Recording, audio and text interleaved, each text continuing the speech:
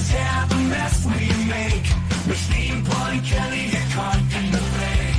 Facts and logic with a twist of chest. Strip it down to truth, yeah, forget the rest. You propose the lies right out of the park. Look beyond the shadows that set the dark. Sparks of laughter fire up the night, bringing clarity when they blur the fight. Cut through the chaos, yeah, the tangled lies. Steampunk Kelly with the sand clear eyes. Truths and jokes gonna rock this show. Step into light where the real facts glow.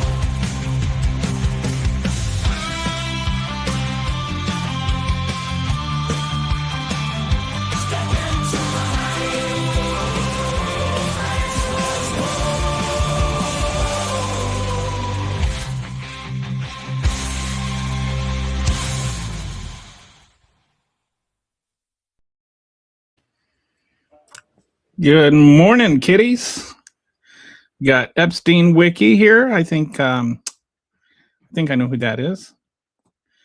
And we've got Bethany says finger red number 1. I have no idea. She's got these emoji things. Do you know what that means, Kitty? I don't know. Anyway, good. How you doing? Bathy Couray? Oh, Bathy Crazy. All right. Anyway, how's everybody's weekend?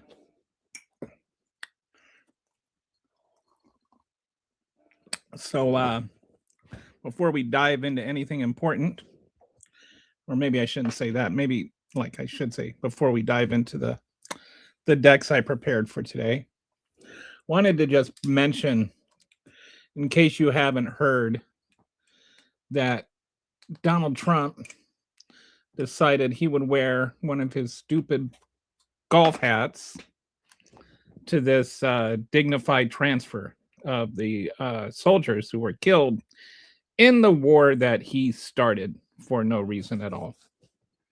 So he got them killed, and then he disgraced them during their what should have been a dignified transfer.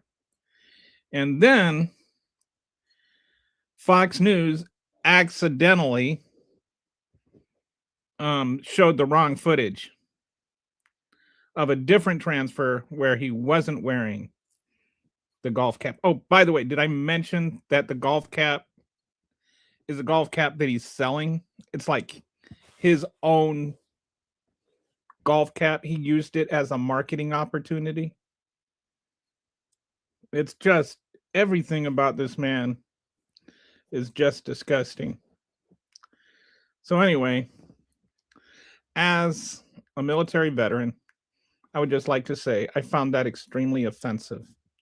These people enlisted, putting their lives in his hands.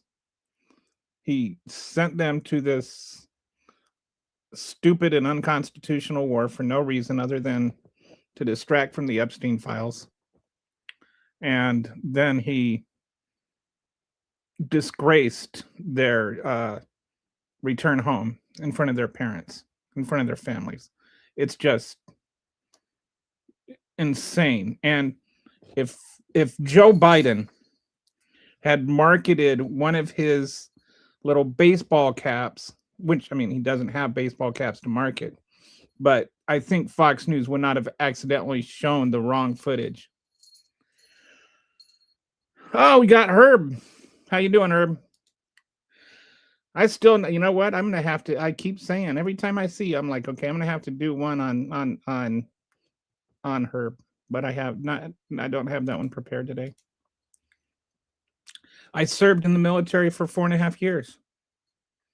Donald Trump, however, has not. When I was in the military, it was 1986 was when I enlisted. I was in boot camp. And, we had not been in a war since the 70s.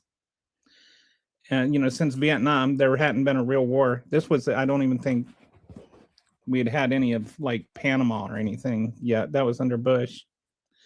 and something was happening with Libya, and there were some rumors that we might be going to war. And like when I joined, we had been at peace long enough that nobody even really thought about we could go to war. The Cold War almost ironically ensured we weren't going to war. And so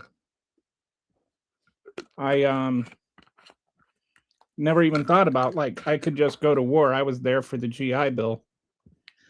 But yeah, we found out that we were likely to go to war, and I had a reckoning. I joined the military.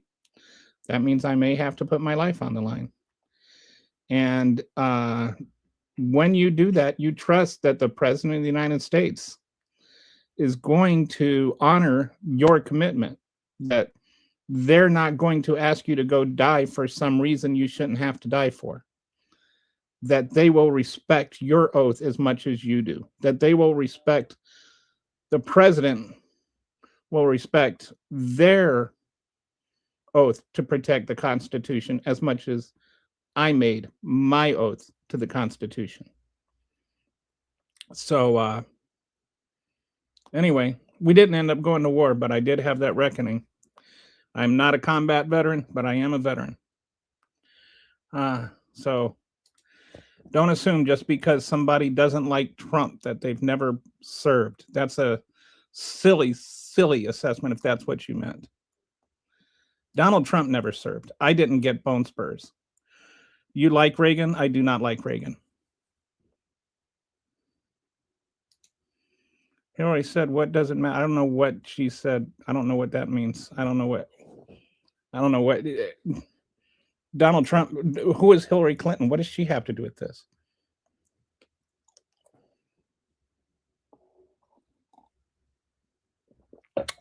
And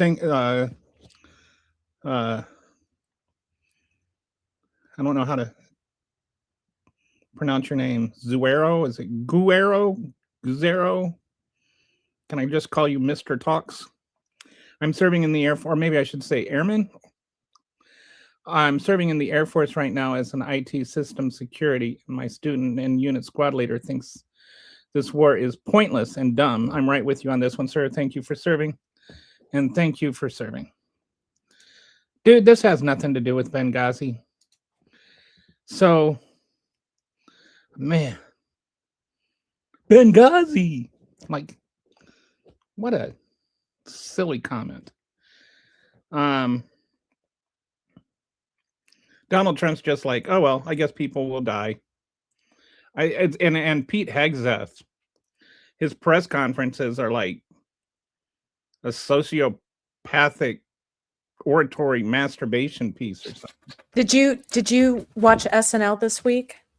I saw the clip on Morning Joe. Oh my! He knows how to do Hegseth. Amazing. I can't remember. I think maybe it was Rachel Maddow said that she's getting to the point where she can't tell the difference between him and the real Pete Hegseth anymore. It's like when Tina Fey, do you remember when Tina Fey did Sarah Palin? And she almost did Sarah Palin better than Sarah Palin did Sarah Palin. And the funny part about these things is they basically don't even have to change the script. Like if you just take exactly what they say and put it in an SNL skit, it actually makes more sense in an SNL skit. But it's like Pete Hegseth is all just death, destruction, blood, gore, So Aaron says, you see Democrats use Jesse Jackson funeral cry about Trump. No, they did not actually do that. I saw Jesse. You didn't watch it, did you? So I don't know what you saw, but if you watched Jesse Jackson's funeral, that's not what you saw. I did see Obama's speech, which made me miss having a president who could speak in coherent sentences. I think that Barack Obama, Barack Obama is probably the best orator I have seen in my lifetime. And I've seen some pretty good ones. both in person and not in person. The second best speaker I've seen in person. I've seen both Obama and Maya Angelou in person. So I feel like pretty lucky there. Not too many people get to say that. They were two of the most impressive people, maybe the two most impressive people I've ever met in my life. Trump is the man. Yeah, go. Okay, so anyway, just wanted to mention that. Do you MAGAs feel good about him wearing his merchandising hat to send off to greet the fallen soldiers? Are you cool with that? You think that's good? The other thing about this is I keep seeing the like Trump administration talking about how the media is just using these deaths against Trump, and how terrible it is that the media would even bring up these poor servicemen died in the line of duty, and now the press is is politicizing it and all of that kind of stuff, as though the 11 troops in the Afghanistan withdrawal weren't used against Biden for like 5 years, as though he had personally gone over there and set the bomb off and stuff, like he was the terrorist that killed them. You know that the fewest soldiers were killed in action during Biden's term than any president this millennium, right? Like, do we know that, or this century, or whichever way you want to say it? But yeah, those were the only soldiers to die in action while Biden was president. But yeah, he's the war president, not the guy that keeps starting wars.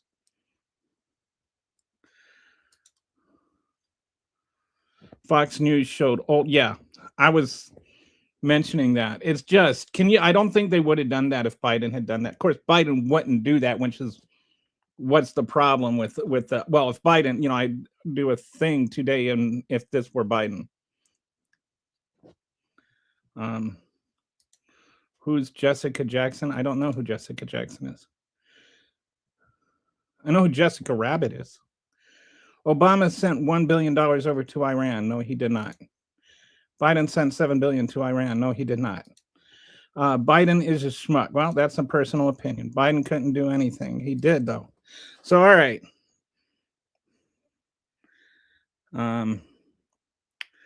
So we've got our trolls back. So might as well just pivot to this first deck here. And the first thing I want to do is just talk about where we're at with the Iran war right now.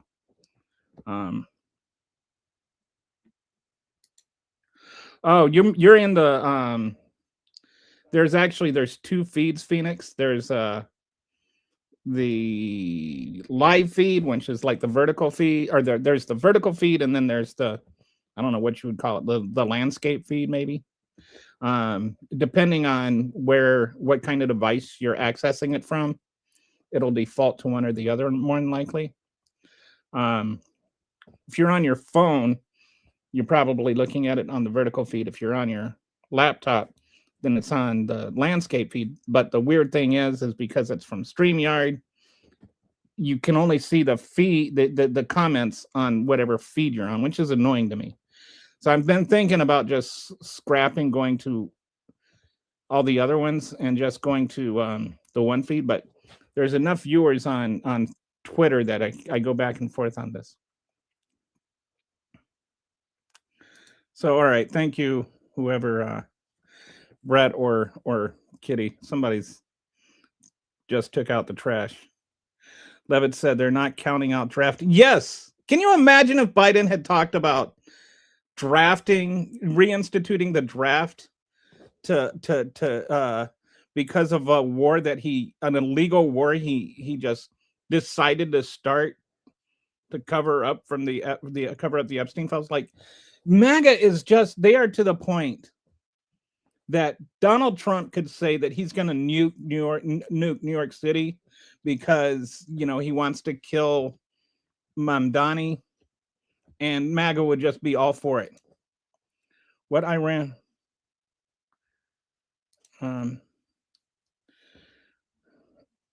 Iran. Nobody gave Iran $7 billion. MAGA to the front lines with the stupid red hat. Yeah. Got it. Do you think those bots are real people? I think that, what'll happen is we'll have, like, I have a counter that tells me how many people are watching at any given time.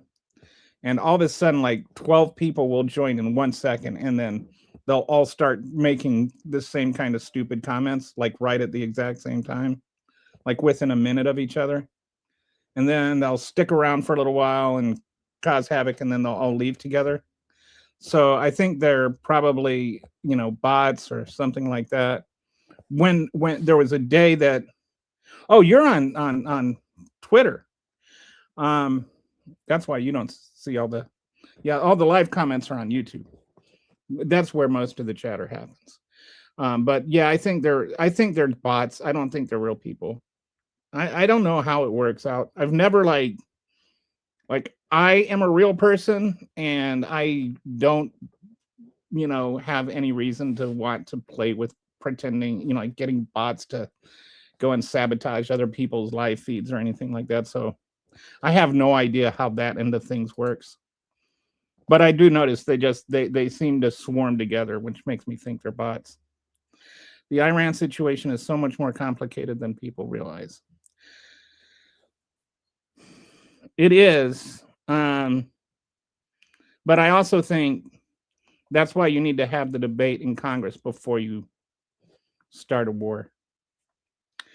I don't believe, not for 1 second, that Iran was. I don't think we would be a mushroom cloud right now if we hadn't attacked Iran. They weren't going to attack us. They weren't going to attack Israel. None of that was going to happen.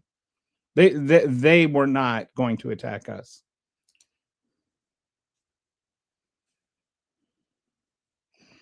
The Shah or the king is going to do. Gas is it really? $8.21 a gallon. Where's we need to get the Trump did this stickers on under the prices. And here's another thing, like this whole inconsistency thing, the way that the media reacts to things, is they'll always qualify that the gas prices are up because of the war.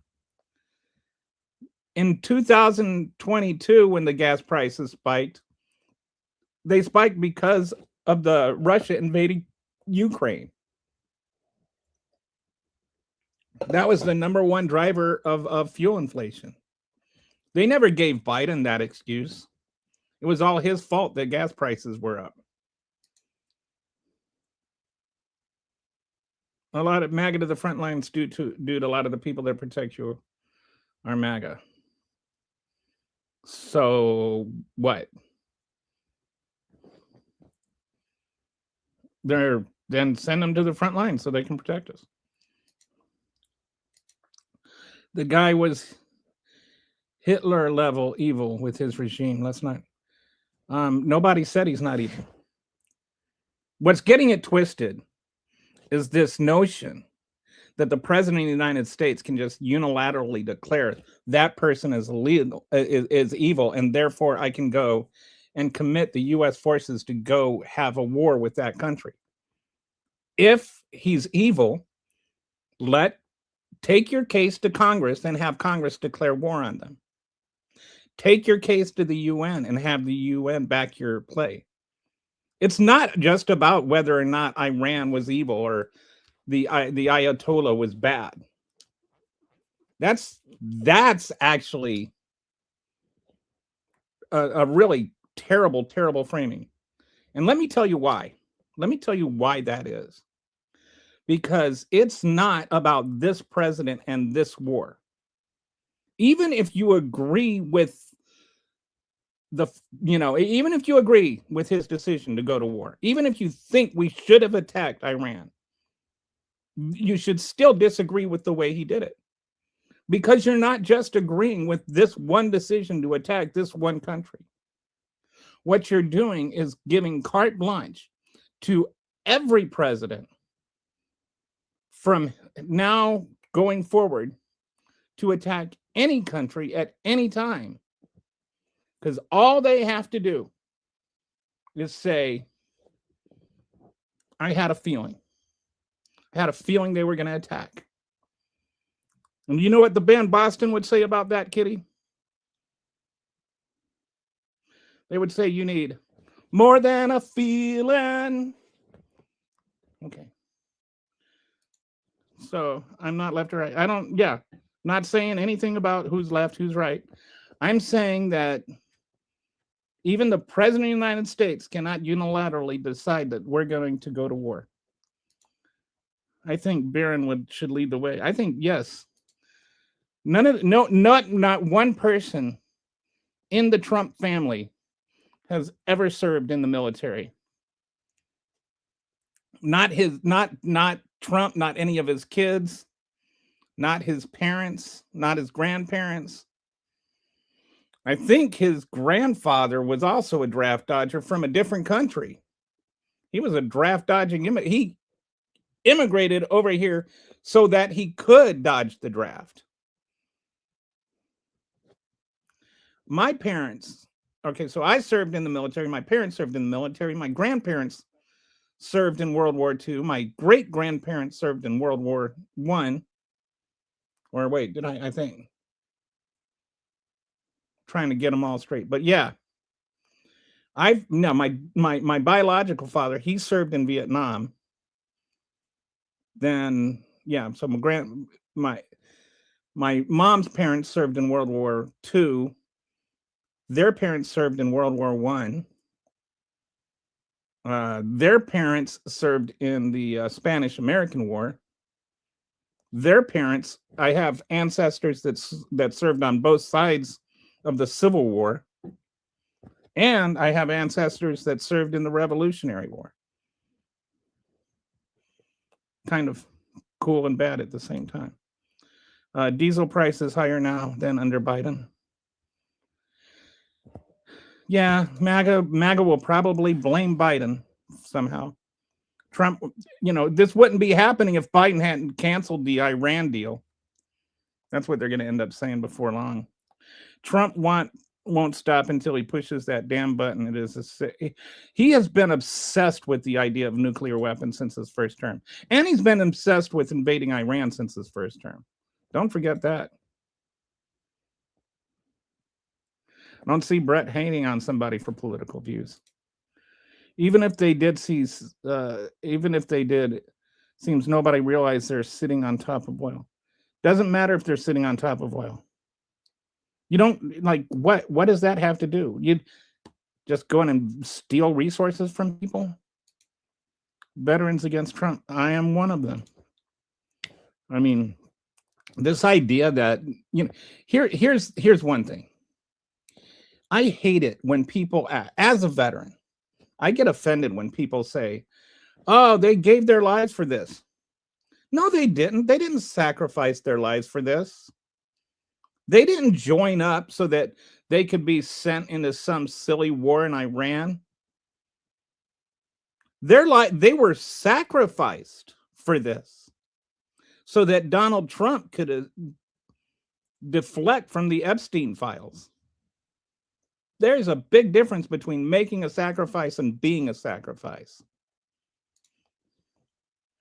Trump has actually done a lot of similar things Obama did. But this is I bring up this analogy.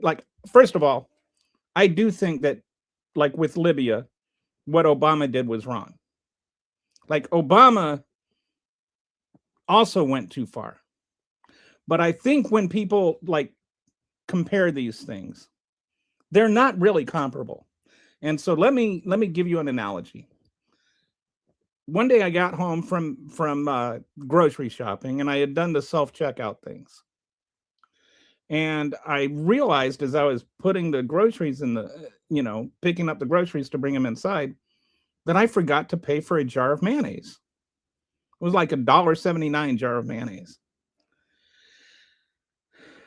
And I debated for a second whether or not I should bring back that jar of mayonnaise and, say, hey, I forgot to pay for this. I just want to pay for this right now. I didn't want to drive all the way back to the store. The football game was about to start. So I made the selfish decision to forego giving HEB that $1.79 for the jar of mayonnaise. And I guiltily ate that jar of mayonnaise, one sandwich at a time. So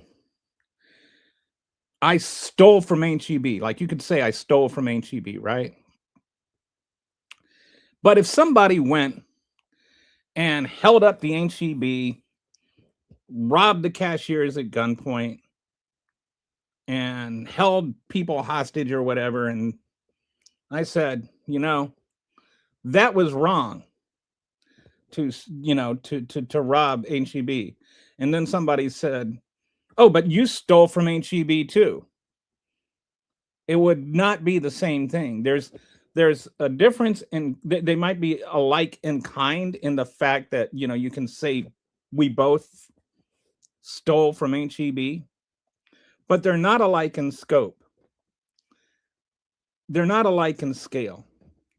So Obama did similar things, like in going after Libya, but in attacking Libya, he had a UN consensus.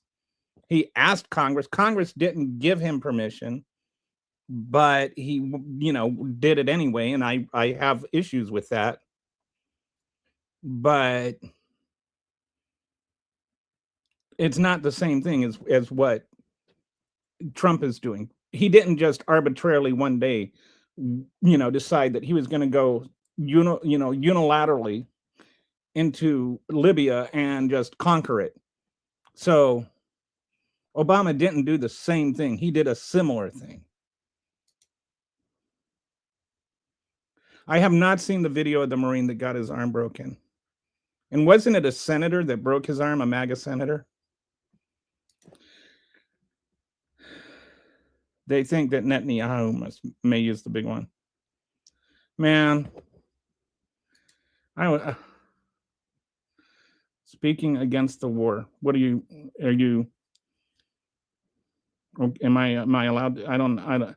Are you saying speaking against the war is a positive thing, or are you saying that you're speaking against the war? Or I'm not clear how.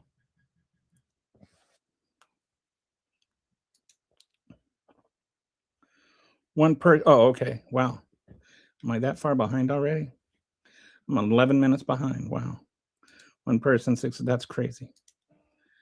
My point was 7 billion is pocket change to Iran. Yeah.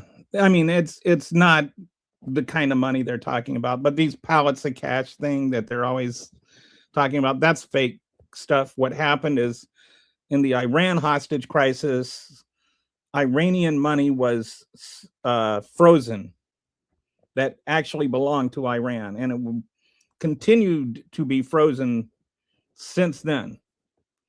And Obama, in the trade agreement, agreed to unfreeze some of that money, not all of it, but some of it. And that's the money. He just let them have their own money. He didn't give them taxpayer money or something. Chevron station in downtown Los Angeles was spotted charging $8.21 per gallon. Wow. I mean, even just, I don't like the, the one gas station things, because I think those are not very honest. Like, you get the MAGAs that they'll sit there and they'll use the most expensive price of any gas station in the country for premium unleaded, whatever. And then they'll compare it to the cheapest gas in the country under Trump at, like with the, card discount or whatever. And they'll say, see, it's, like twice, 3 times as much under Biden. It's like, no, it's not. I just used the national gas price, which has gone up 45 cents in a week. 46 cents now. Anyway, that's similar. I think It's only 1 or 2 cents less than the spike in 2022 when the Ukraine war started.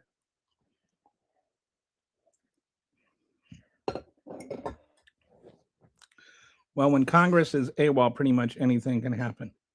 Congress has been AWOL since a while. Listen up. UMAGA voted for to restrict speech control in the streets of Minnesota. Don't cry your eyes out when you get it on this channel.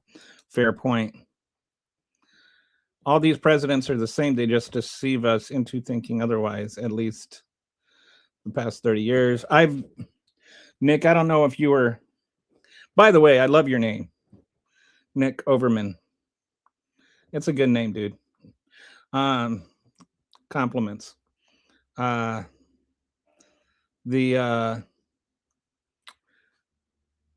been through this a couple of times on this show. I even did a show on it, just how the presidents have been assuming these constitutional war powers since Roosevelt.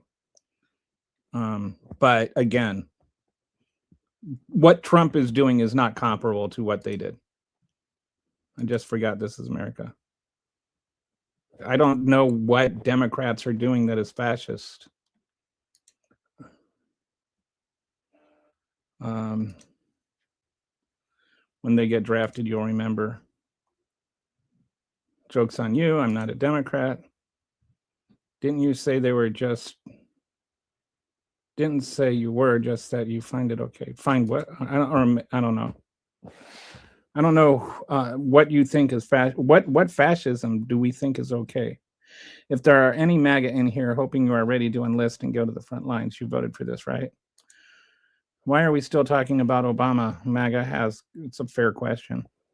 It's anytime that they start saying what about, this is my problem with whataboutisms, is every time you bring up a whataboutism, you're pointing to your own double standard.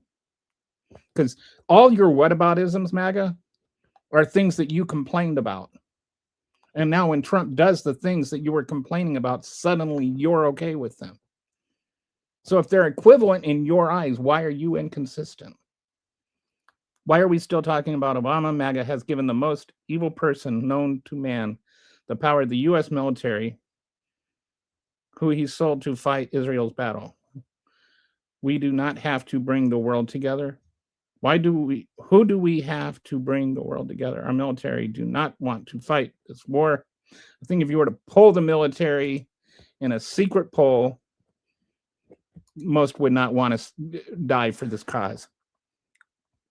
I don't know why they're still tapping the keys.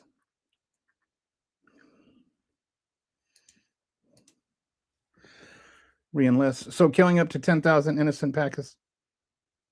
1,000. I'm not going to get into I don't know. It's not. I don't know what you're talking about. Killing 1,000 innocent Pakistani civilians isn't comparable. But I don't even know what you're referring to. But I somehow think it's not honest. But anyway. If you want to give me some more clarity on that, then I'll look it up. But I don't know what that's supposed to be. Yes, if he hadn't pulled out of Afghanistan, we wouldn't be at war with Iran. Hearing the number is not actually 8 fallen, some people are saying. Interesting. It'd be, if Donald Trump said the sky is blue, I would run outside to see what the hell happened to the sky. Like, he is just a completely dishonest person. All right, so I'm caught up on the comments. Let's go into the first deck on the Iran war. Wanted to talk about framing and how some of the things are being framed. But first, strikes are hitting areas with U.S. bases, and okay, so and just oil prices are over $100, and global markets reacting to supply risks. I haven't seen How's the stock market doing today? Is it down again, or so it's back up a bit today. Went up a couple 100 points.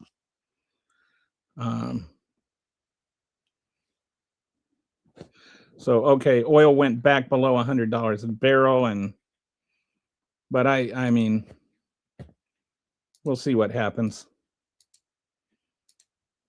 I don't think the oil is gonna get any better. As long as the oil is restricted there, I don't think it's gonna go away. But one of the things I wanted to talk about is the framing. And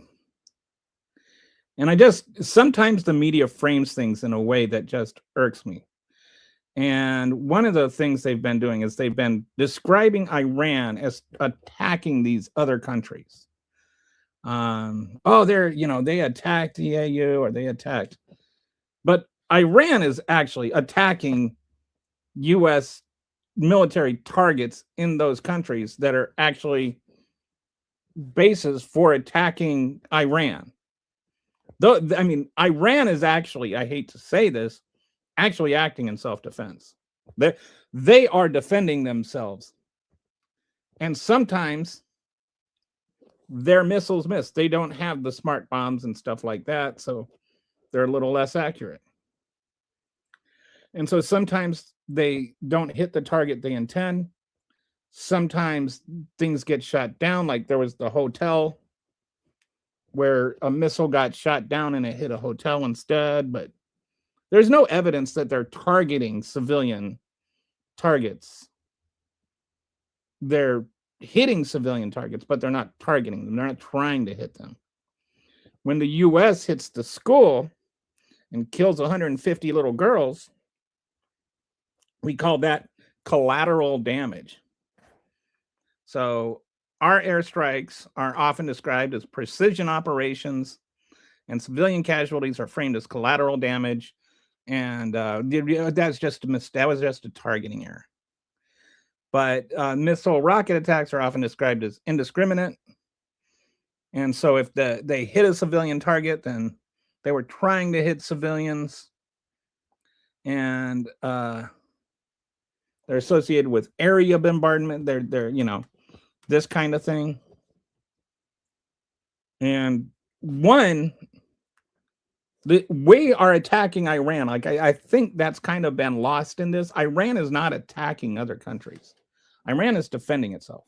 And I'm not trying to defend the evil things that the Ayatollah and that government did. I'm not trying to defend terrorism or anything like that. But I'm just being accurate in my wording. Iran is defending itself. We attacked Iran. And so when Iran tries to target other bases, they're defending themselves. The media needs to be accurate in its language. Because framing matters. Language shapes public perception of legitimacy. And the kind of weapons that they have to use, they do not have weapons as accurate as ours. And then we use the missed targets to frame opinion by using language like targeting instead of collateral damage. And then those narratives affect public opinion and support for the wars. So it ends up being that the country that was attacked and defending itself is somehow responsible for the death of the civilians. But I'd like to point out, none of those missiles that hit civilian targets that Iran fired would have been fired if we had not attacked Iran. Every single civilian casualty in this war is Trump's fault. Those missiles would not have been fired if it had not been for Trump starting this war. So let's just get that straight. That's something I find really annoying.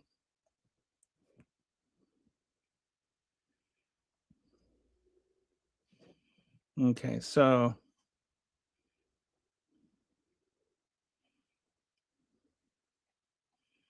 okay, all right, so all right. Calling anyone fascist is quite extreme. There's always two sides of the coin. It's not a coin, dude. It's a ball. There's 360 sides to it. It's not just either this or that. But also denying someone that's a fascist is also quite extreme. If you just discount that anybody can be fascist because calling somebody a fascist is extreme, then you will always discount fascism. It's just as bad to deny fascism when it exists as it is to call something fascism that isn't fascism. You can't deny it when it exists, otherwise you're tacitly approving of it. And I've gone over this on this show before. There are literally hundreds, and I went through them, of examples of Trump being a fascist. He is a fascist. There's no question in my mind that Donald Trump is a fascist. And if you vote for fascists, if you vote for a fascist government, what does that make you? Do you support ICE? If so, why would they kill innocent people? I do not support ICE, and, well, I was just talking about fascism. Whatever the number is, Fox will try to hide it just like that baseball cap video. Amen. They've gone from, they used to be right-wing news. They used to be like, they'd say they're fair enough, balanced news, but they were just, Republican talking points. Then they went into just outright propaganda. Now it's just sycophant TV. It's and the whole Republican Party has just gone into full-scale sycophantry. Like, truth is just irrelevant to them at this point. They're not even trying to say believable things. Like, Trump is the greatest president ever, and this is, what was it? Somebody like calling him Winston Churchill. I mean, just insanely stupid things. Like, there's not even there's no point of, there's no credible even beginning to that conversation. The Iranian war shows a classic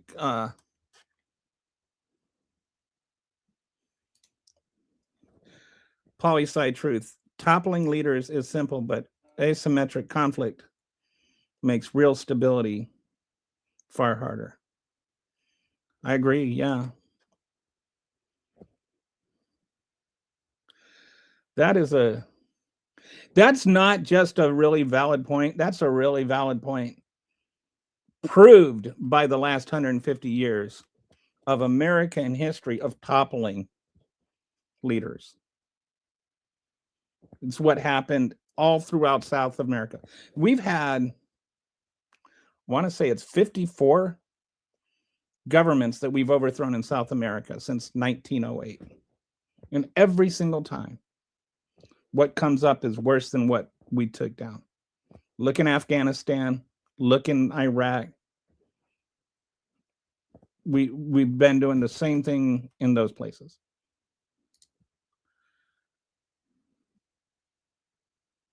Bro, you're so delusional. I just lost all respect, self-defense. I don't know what that means, Nick. Lost self-control too. Iran. Yes, Iran was defending themselves. I don't even know where else to begin. We attacked Iran. That's what happened. Like, this is the time-space continuum here. There's not even anything to debate there. We attacked Iran. That girls' school had Islamic radicals base, AK. No, they didn't, Deuce. Although your name seems to be appropriate, we've attacked 2 of China's main supply of oil in 3 months. After China, then take it to Congress, Nick. If you want to say that we should go to war so that we can deprive China of oil, then take that to Congress and actually have them declare war. That's not that doesn't give the president deciding he wants to deprive another country of oil does not that doesn't give. There's nothing in the Constitution that allows him to decide that's a good reason to go to another war and do it unilaterally. There was, even with the War Powers Resolution, even with the Article 2 of the Constitution, even with the authorization for the use of military force against Al-Qaeda and the Taliban, none of that gives President Trump the right to go to war in Iran. The only reason that Trump can go to war with Iran is if there was an imminent and kinetic threat against the United States or its allies. And there wasn't. There just wasn't. Iran was not going to attack us. And Iran was not going to attack Israel.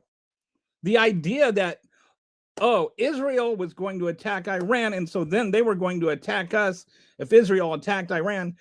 Just tell Israel don't attack Iran.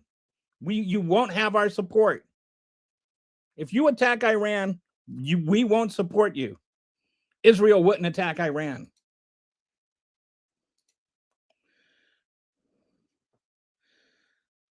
Yep. Finally, someone understands. This isn't about Iran. It's about China. Then take it to Congress, Nick. Do you get what I'm saying? Take it to Congress. Unless it's an imminent threat, take it to Congress. That's what the Constitution says to do. It isn't about Iran, but it's about China. Then bleeping invade China, and take it to Congress first. They've owned Eastern Coastline for decades. That's no secret. You people, haha. Yes, we've been at Cold War with China for a while, exactly. Do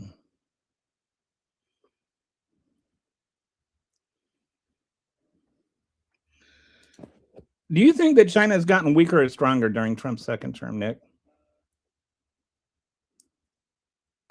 I'd like to ask you that question.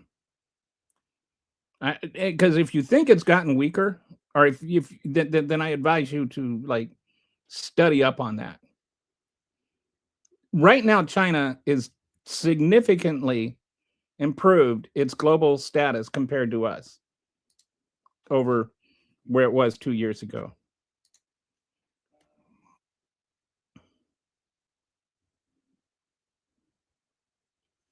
I don't really think it's a choice right now between being under our rule or under China's rule. That's not even a talking. Why is it that right now you can't just talk about we invaded Iran? You've somehow gone from we attacked Iran and then Iran defended itself to we're going to be run by China. Fox's state regime TV. It's so ludicrous. I remember, the whole where Putin is riding bareback on the horse and he's got his shirt off and he's showing his muscles and stuff. That's the level of sycophantry Fox News has gotten to where they're just doing ridiculous, just obvious fellatio on Trump. I hope fellatio is a word I can use on advertising. I've been trying to figure out ways to swear without swearing. State regime TV, just as you saw other countries with state-controlled media. Yes. Yes, sir. We've got nothing but modern-day Rome at the end of the empire, a history of toppling. That is for sure. Go look up. Yeah, I don't know where we're talking. Now we've gone into Rome. I think you roamed off topic, Nick. Boom! There's a pun for you. It's exactly the same. I have actually. I am probably one of like 5 living people that read the entirety of the Rise and Fall of the Roman Empire and liked it. But yes, there are some corollaries. Except then Caesar was dealt with by 12 of the Senate. Don't make a joke. Don't make a joke. Don't make a joke. Don't make a joke. Hey, Skippy. How you doing today? I'm new to this whole communism thing, so bear with me. Okay, comrade. I think you got to say hello, comrades. That, little word of advice there. No, but you said Iran doesn't attack its people. No, I did not. I did not say that at all. I did not say that. I said that Iran was not attacking other countries in response to the missiles that are hitting other countries right now that are aimed for American air bases. I said that they weren't attacking those countries. They were attacking bases in those countries. I did not say anything about Iran doesn't attack its own people. Please, if you're going to argue with me, pay attention to what I'm saying. Sorry, I find myself out. Okay. Did we just drop a deuce, Kitty? I'm so glad he said that because I wanted to make that joke. The Ayatollah's son was just appointed is even more hardline than his father. And it's like, it was funny. I was watching the news this morning and they were like wondering, well, like they were talking about how he was saying we couldn't trust, Iran was saying they couldn't trust the United States, couldn't trust the negotiations, and they were talking about like, well, why would they make him the president? And it's like, talk about I told you so's. Like, of course they're going to go to the guy that was saying we can't trust America. They just found out they can't trust America. So what is wrong with China buying? They're not even buying that much land. It's kind of it's like a right-wing talking point about, oh, China's buying up all our farms. It's just another scare tactic from the right. The bigger threat to our farm. The tariffs are a far, far, far bigger threat to our farms. And the mass deportations are a far, far, far bigger threat to our farms than China. Liberal men cry about everything, he cried. You are right. I'm always right.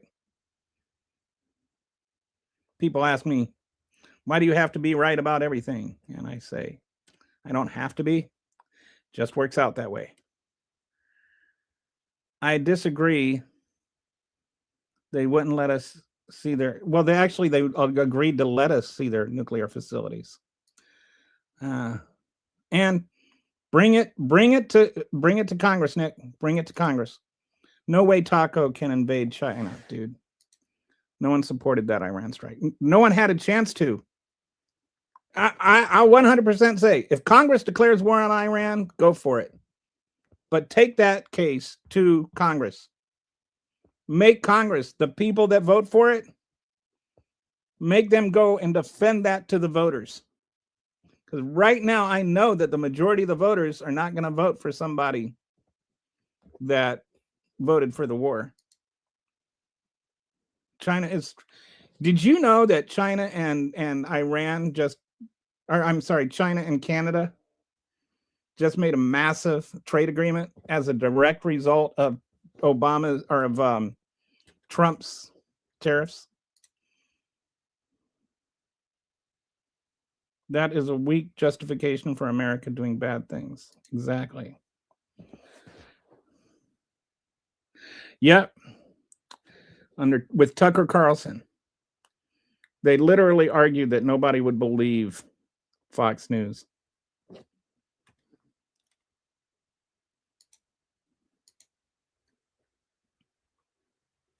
Fox News, yeah. That's the hat again. They didn't even. They didn't, like, that's what I mean when I say it's not even trying to be news anymore. It's just sycophant TV.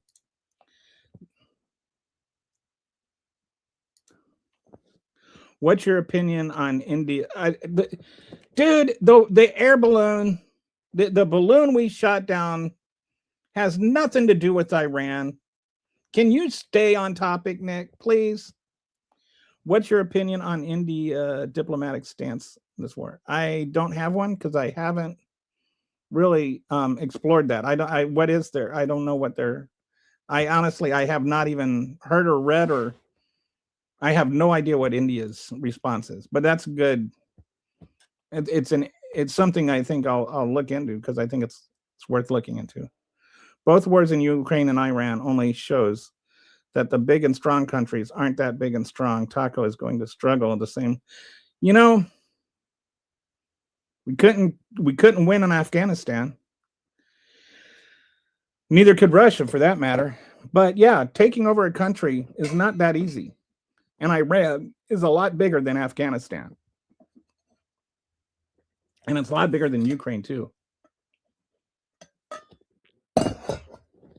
But that actually brings up something else that I wanted to mention, is that Ukraine, okay, so Iran has been sending Russia drones to use against Ukraine. And Ukraine has learned how to combat those drones. And so now Ukraine is showing us how to combat those Iranian drones. So Ukraine is helping us in the war. Meanwhile, Russia is giving Iran targeting information on us, on our bases, on our troops. They're helping Iran. And Donald Trump, you know what Donald Trump is doing? He's softening the sanctions on Russia. He's rewarding Russia because of oil prices, even while Trump is the reason oil prices are up. And he's rewarding people that are trying to kill U.S. soldiers. Like, if Biden did something like that, can you imagine the reaction from MAGA and the right? Lindsey Graham would literally be pooping into his hand and throwing it at the camera, instead of saying that Donald Trump is the greatest president that ever lived.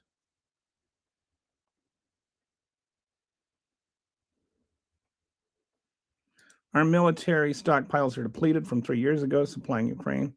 We are strong. Fox and viewers, I think. We are as strong as Fox viewers think. So, okay, you're being metaphorical there. Our strength is equal to the thought process of a Fox viewer. That's true. And it's like the cost of the Iranian missiles versus our missiles is theirs are like in the thousands and ours are in the millions.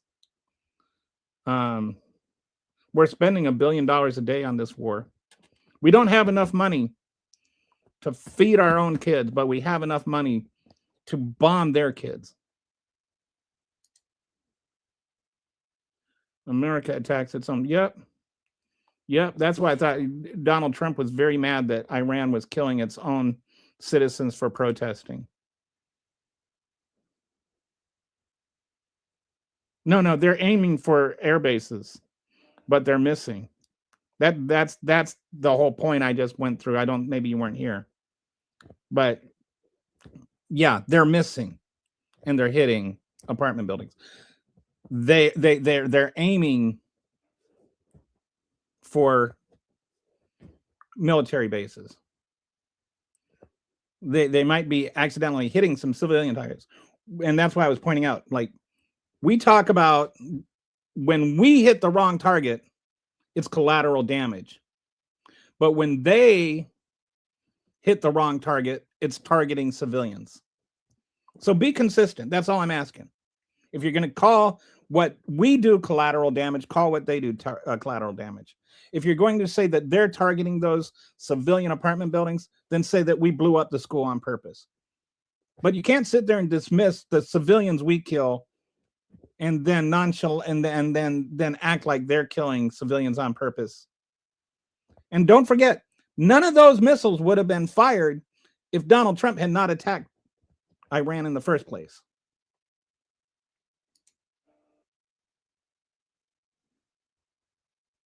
Just like the party balloon they shot in El Paso. It's like that song, 99 Red Balloons Go By. Now it's 98 red balloons go by. Make a joke. What a shocker.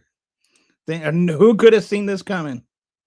I don't know where you got that impression, but we're not running out of the missiles. We're just spending more money per day than they do. No, but I think we have a pretty depleted stockpile. Let me see something. Let me go to, okay.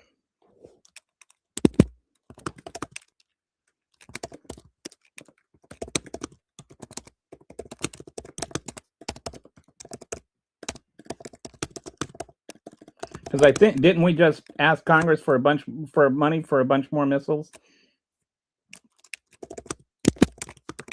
So hang on. We'll find this out together. How's that sound, Brett? Or James? Or Siams, I'm sorry. All right, so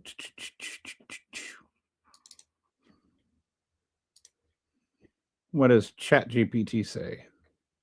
Short answer, yes, the Iran war is burning through some U.S. missile stockpiles, especially air defense interceptors.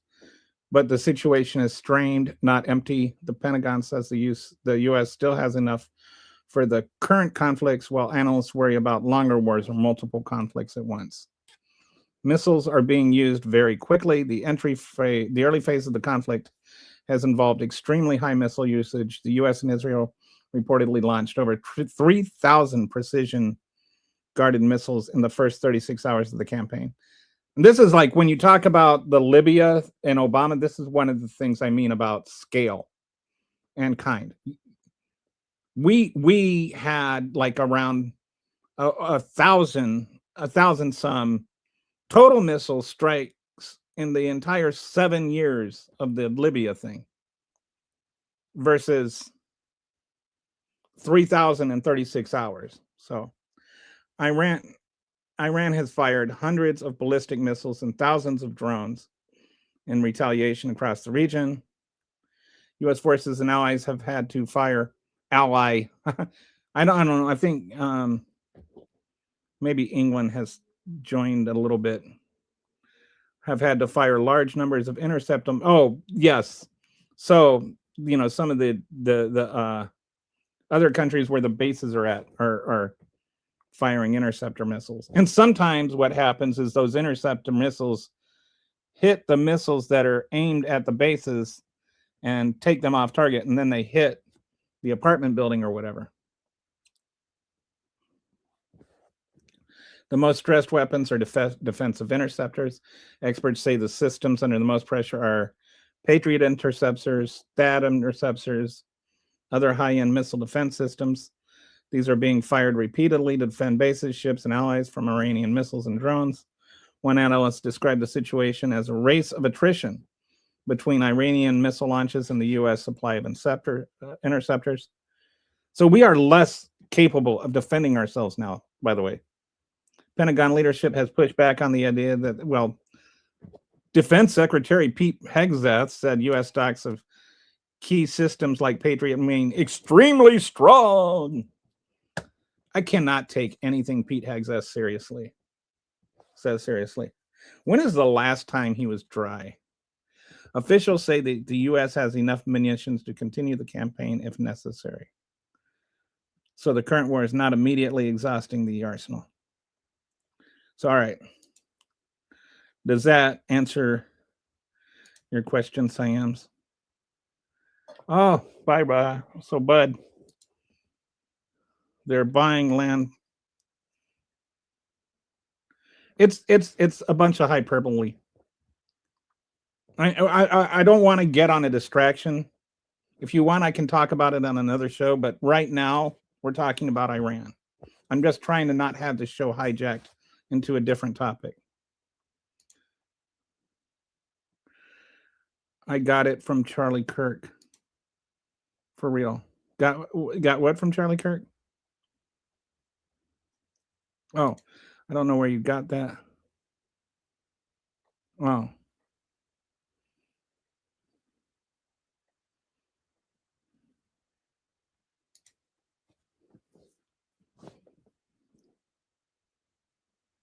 Okay, so there's this debate. So Brett is saying that I think maybe what's happening,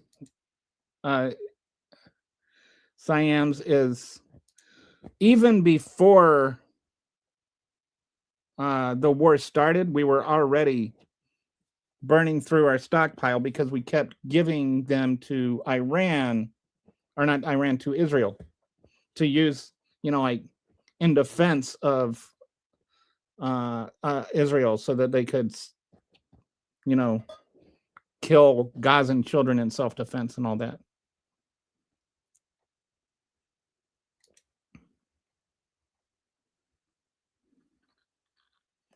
Trump is the only attacking Iran to distract from the Epstein files. Yeah. And I mean, like, that I'm leery when Trump makes the statement unprompted that we have plenty of missiles, enough to go to war forever. Since his track record of lying to the people is bad. Like I say, if Donald Trump said the sky is blue, I would run outside to see what the hell happened to the sky.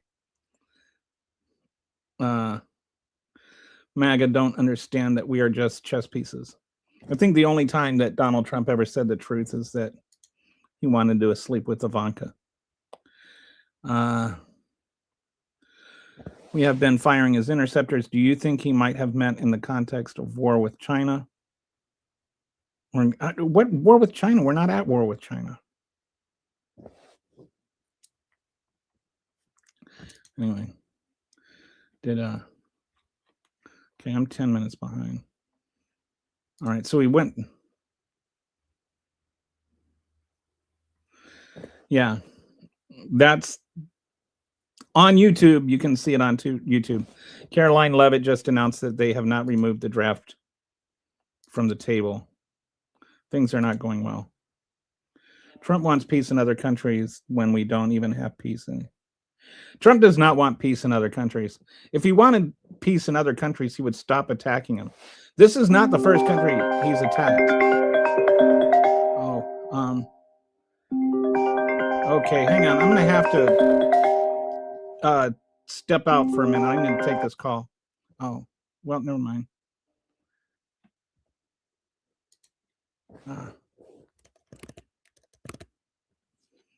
Okay, sorry. Hang on one second.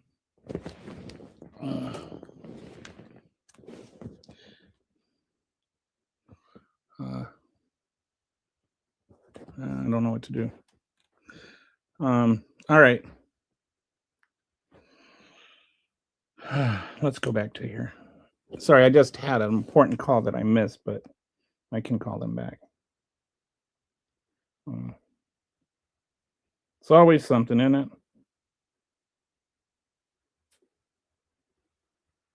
All right. We got no army. We in Great Britain.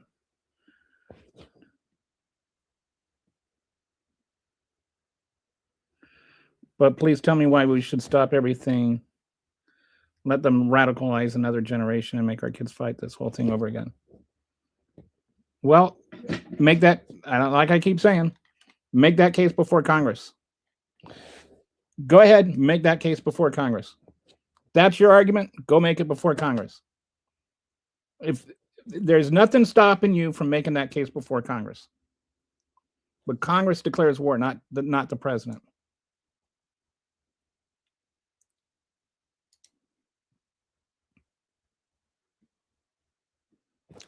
I don't think America's the best thing to ever exist. I just think we're better than most. How many countries have you been to, Nick?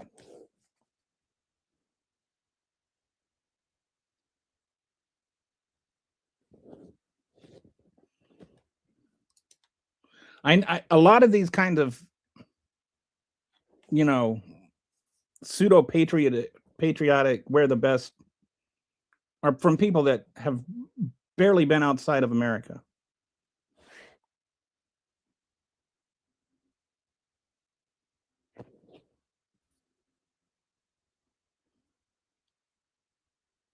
It's not the president. It is not this administration's stated policy to never rule anything out. And yeah, ruling out the draft would be a good idea.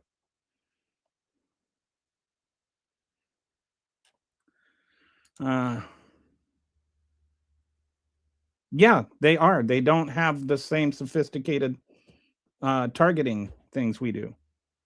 Like, dude, change the channel. And I hate it when I explain something and then somebody comes along 10 minutes later and acts like it, they're making some fresh insight. Watch the show from the beginning. I covered that. Yeah. Israel has universal health care. I think we're the only first world nation that doesn't. Stop spreading lies. You go, what lie? What lie have I told? If you tell me what lie to stop spreading, I will stop spreading it.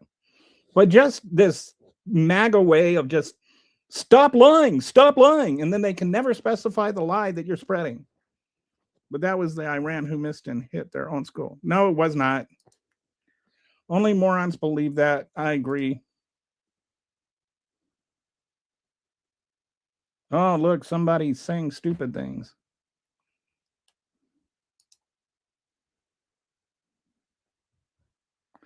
Okay.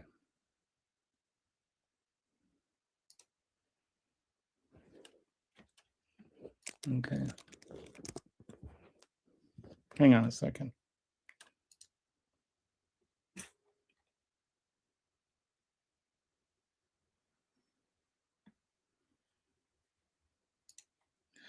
All right.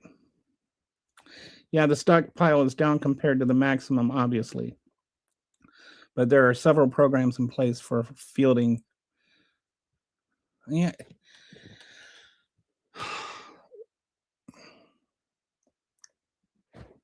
Why are we at war? Can you tell me why we're at war? Can you tell me why we're at war? Like, this is not the point, dude. We are not right now. We are less capable of defending ourselves from an actual real attack because Donald Trump wanted to distract from the Epstein files. What is up, my fellow oddities and unconventionals? I'm back like a hormone cycle. I'm back like a hormone cycle. That's like, I don't know if you're in a band or not, but that needs to become a song. I'm back like a hormone cycle. Something like that. Israel has always double taps with their missiles. It leaves a telltale mark. It was not Israel that hit that school. What was the concern for missiles when we sent them to?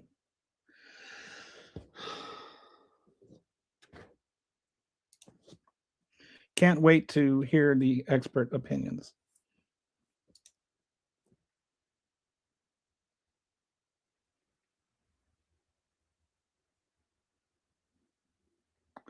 Looking for an intelligent comment, not finding it. Hey, Muck, how's it going, Muck Trick? I'm just glad I can't get drafted because I feel like this is going to be get so much worse real quick. Obama's administration increased the use of targeted drone strikes. Well, of course he did. There weren't any drone strikes really before Obama. Like, the drones did not exist on the same level before Obama. That's like saying that car usage went up under Eisenhower. Of course, drone strikes went up under Trump. Drone technology took huge leaps under Trump or under Obama.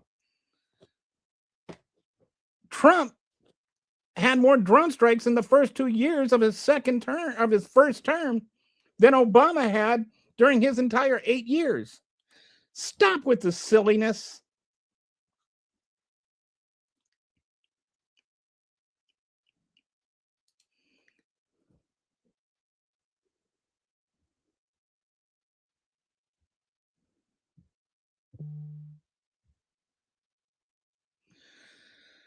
You notice how none of the MAGAs seem to be capable of talking about Iran. You hear him, oh, Iran, China, Obama, Ukraine. What about Iran? That's the country, Trump and Iran. That's what we're talking about. Every time you bring up Ukraine or Obama or whatever, you're admitting I'm right about Iran. The fact you won't engage on Iran proves you know I'm right. No, I used a Charlie Kirk quote about American stockpiles being depleted, and I waited for somebody to doubt it and ask for the source. I see what's going on. They are higher than Cheech and Chong. How are oil prices? They're higher than Cheech and Chong. Did people still know who Cheech and Chong were? If you've never seen the Corsican Brothers, by the way, one of the funniest movies ever made. Shooting $30,000 drones with interceptor missiles that cost from $1 to $5 million. Wonder who's going to blow through their stockpiles first. Funny part, those were the old missiles.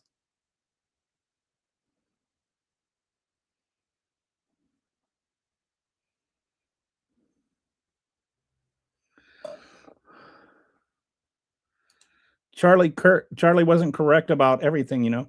Oh, I know. Charlie wasn't correct about anything.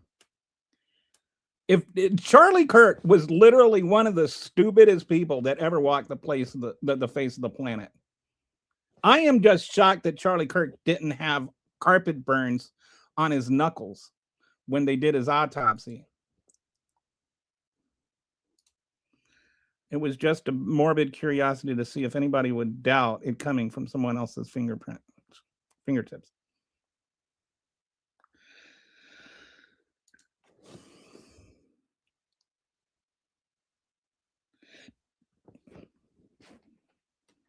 See what I'm saying? Nick cannot talk about Iran. He can talk about Obama. He can talk about Ukraine. He can talk about China.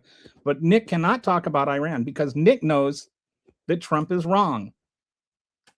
Nick can't talk about Iran because Nick knows that I'm right about Iran. That guy who named himself after the man who created the most destructive weapon mankind has ever known is telling you to have your own thoughts. That's cute. Good evening. Hey, it's my buddy, Daddy Longbong. How you doing, buddy? You know who Cheech and Chong are, right, Daddy? Why would you wonder if someone would doubt if you didn't?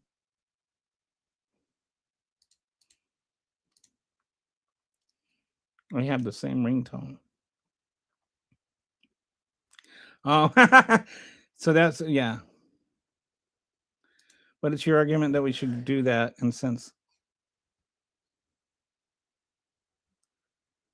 Okay. Maybe this is your first time ever watching my show or hearing my opinions on things. I am consistent on this. I have been saying, I did a 4-hour live stream on this very subject, saying that presidents have been usurping congressional authority to declare war since Truman, or since Roosevelt. It's been a long, steady thing. I have never given anybody a pass on it. The only one that really did not do anything to extend it was Jimmy Carter. Jimmy Carter is the only one that gets a pass on it. I'm not going to go through the whole thing again just for your benefit. But this idea that somehow MAGAs think that because they are inconsistent, everybody else must be inconsistent. And everybody else's made up inconsistency is wrong, but their inconsistency is right. So let me ask you, if Obama was wrong to do that, is Trump also wrong to do this? Or were you wrong to criticize Obama for doing it? Now that you're defending Trump for doing it, why is your inconsistency okay, but my consistency is not? I have criticized Obama for doing that. I criticized Obama for doing that in this show, in this very stream today. Trump makes us all less safe. Oops, where are you, Israel haters? You realize that if you're an Israel hater, you're an Iranian regime lover, correct? Which means you love Hillary, Obama, Bill, and other diplomacy. I can't tell if that's an actual MAGA comment or if that's a parody comment.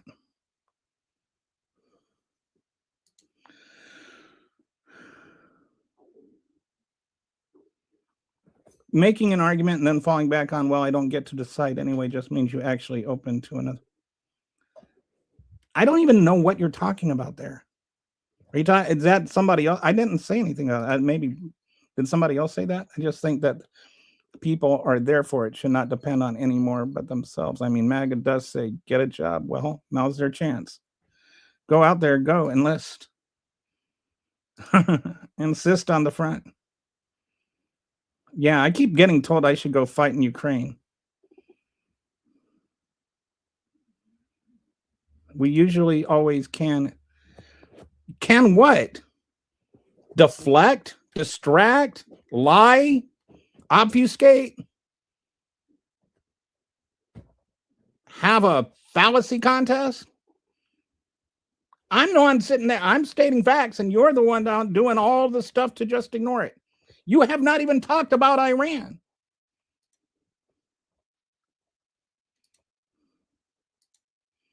It was the right Iran. No, Iran didn't hit the school. Man, some people will just believe anything Trump says. No, Iran did not hit the school. I have eyes and ears. I don't vote because of a party. That's sports. I vote against fascism. You know?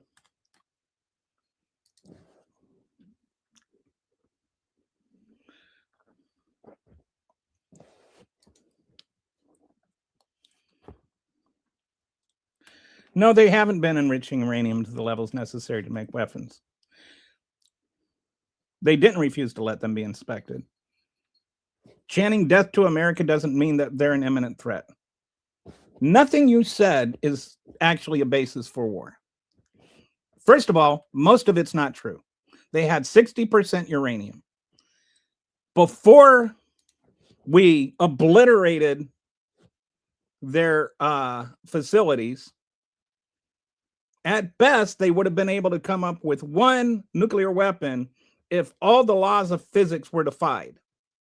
And they had all of their processing focused on just trying to maximize, they would be able to have one nuclear weapon. They weren't doing that, by the way. And it still would have taken a week. They also don't have a delivery device. They don't have any way to deliver that nuclear weapon. They're at least 2 years away from that. And then we obliterated their ability to enrich uranium, according to Donald Trump. So no, they were not a threat. Stop saying lies. And it's not just, I don't know or whatever. There's all kinds of independent authorities that will tell you that. And Qatar, which was involved in the negotiations, have confirmed that Israel or that Iran was willing to let their facilities be inspected. And not only that, they were also willing to downscale their uranium as much as possible. They wanted to keep some because they use it for medicine. And they were willing to downscale it and have inspections. So no, that is not why we are at war. We are at war because Donald Trump raped a little girl and doesn't want the truth out. It's a war. That's not what he said. Even did Donald Trump lie to you when he said it was a war?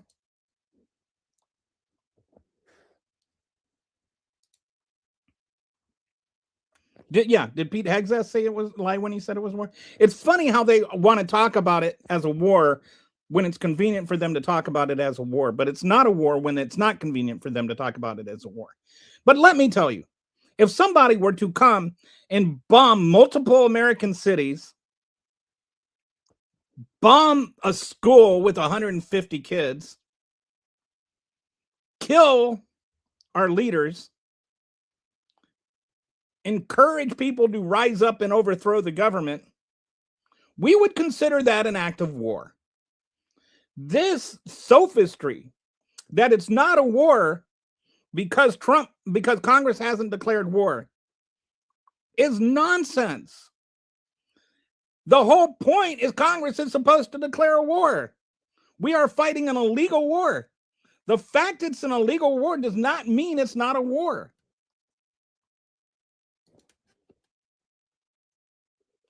Trump, then take it to Congress, dude. What part of that do you not understand? Trump, the president of the United States, cannot say, this is an evil person that deserves to be overthrown, and I am going to free the world of him. That is not something the president is allowed to do according to the Constitution of the United States. So do you agree with the Constitution or not? Now, if he wants to go to Congress and say the Ayatollah is this evil person and we need to overthrow him, and I want you to give me permission to go to war, and Congress then gives him permission to go to war and he goes to war, that's fine. That's the way the Constitution works. The Constitution does not put conditions on why Congress can declare war. But the one qualifier for going to war is Congress decides when we do it. The Constitution is really clear on this. Congress decides when we use the military. The president decides how we use the military. He's the commander-in-chief, but he is not a king. He does not get to declare war unilaterally. That's right. A fart by any other name still smells like a fart.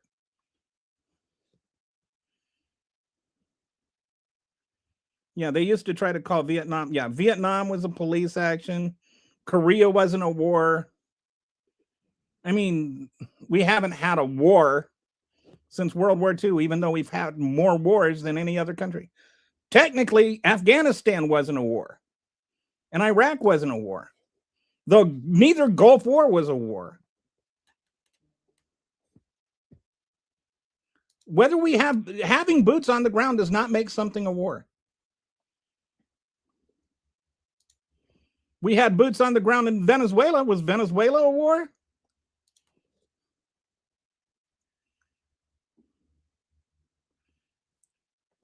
I mean, maybe you're not, you weren't here before, but let me mention this again. I've said this a few times on previous episodes, but go back to the first Barbary War, the Barbary states, and Tripoli decided that they were going to put this passage fee. You had to pay to go through, their waters, or international waters near them, or something like that. Anyway, basically pirates. And they said you have to pay this fee to go by. And U.S. merchants wouldn't pay the fees, and so they got attacked. So we had military ships. We had our naval ship go there to defend them. And the naval ships, defended them and took out these pirate ships, all of them, without a single casualty, by the way. And then there was some question. Why did, people were saying we need to follow up and we need to go attack Tripoli. And Thomas Jefferson was president at the time. Thomas Jefferson was like, no, dude, we can't do that until you declare war. Until you, well, they didn't, not until you declare war, until you authorize me. Because that was the spirit of the Constitution. In order to, like, if you're defending yourself, then the president has that authority. But to attack, to use offensive military might, that is a different story. According to the Constitution, I know, like I said before, I am consistent on this. We've been screwing this up since FDR. FDR didn't screw it up. Everybody since FDR, except for Carter. So FDR was like, I refuse to attack Tripoli until you authorize the action, and then Congress authorized the action, and bada bing, bada bum, the war was over.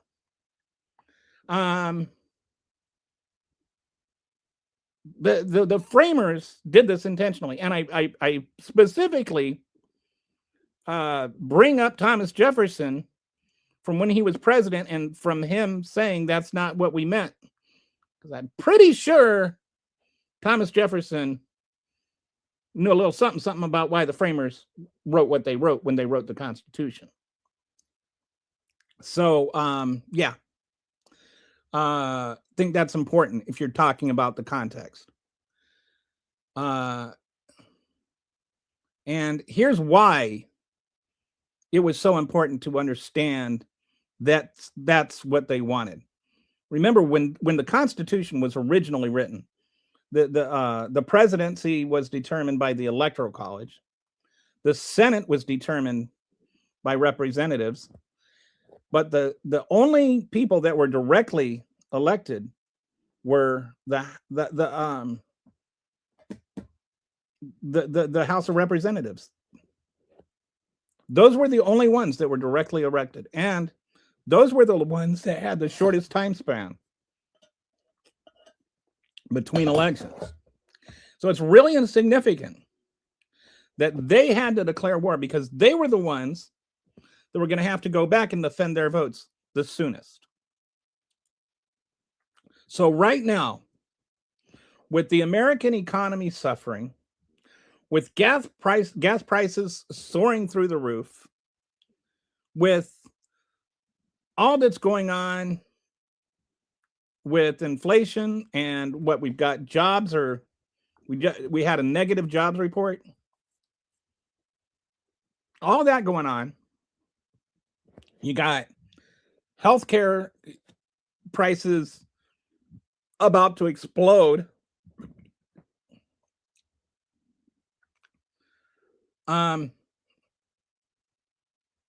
Do you think that the American people want this war?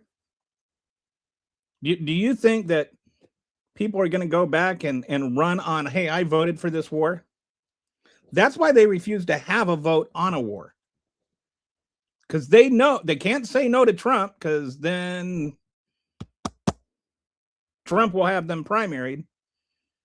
But they can't vote for the war, because then they're going to lose in the general election.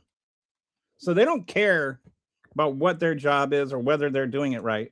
All they care about is getting reelected. And the only way they can do that is just like sit on their hands.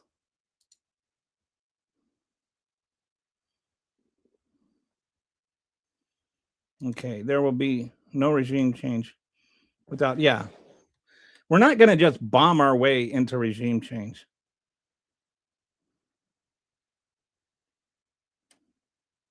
Ah, good. So, Cheech and Chong. Boy, am I really that far behind on the comments? I'm sorry. There's one dude that gets really, oh, wait. I'm 10 minutes behind. So you're okay with Iran saying death to America? I don't think that Iran saying death to America is a reason to go to war.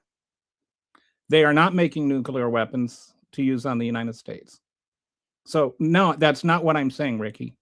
What I am saying is that they weren't making nuclear weapons to use on the United States. What I'm saying, and I know this is hard for you to hear, the Trump administration is lying to you. I am saying that we would not be a mushroom cloud right now if we had not attacked Iran right then. If you believe that, you're gullible enough to vote for Trump 3 times.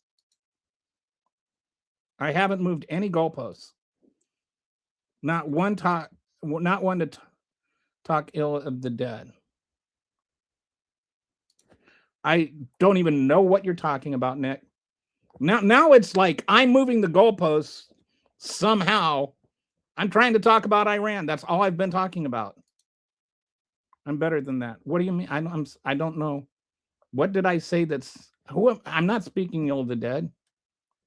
I don't know what you mean. Kelly, you have 14 viewers. I don't care. Oh, Charlie Kirk, that's what you're talking about. I spoke ill of Charlie Kirk when he was alive. I'm not going to elevate my opinion of him because he got shot. I don't, and I'm sorry. I don't think that the size of your audience makes you right or wrong. I personally interacted with Charlie Kirk. I personally had experience with him being stupid. So I'm not, and that was like years before he was killed. I'm not going to act like he wasn't stupid just because he got killed. He didn't get any smarter because he got killed. And he got killed literally while he was lying about trans people. I don't have any great empathy for him. I think that I don't approve of murder. I'm not like, I wasn't celebrating, but I'm not going to pretend like the world lost a great man. He was a dick. I'm sorry. Lying about trans people. He was a racist. He was a transphobe. He was an anti-Semite.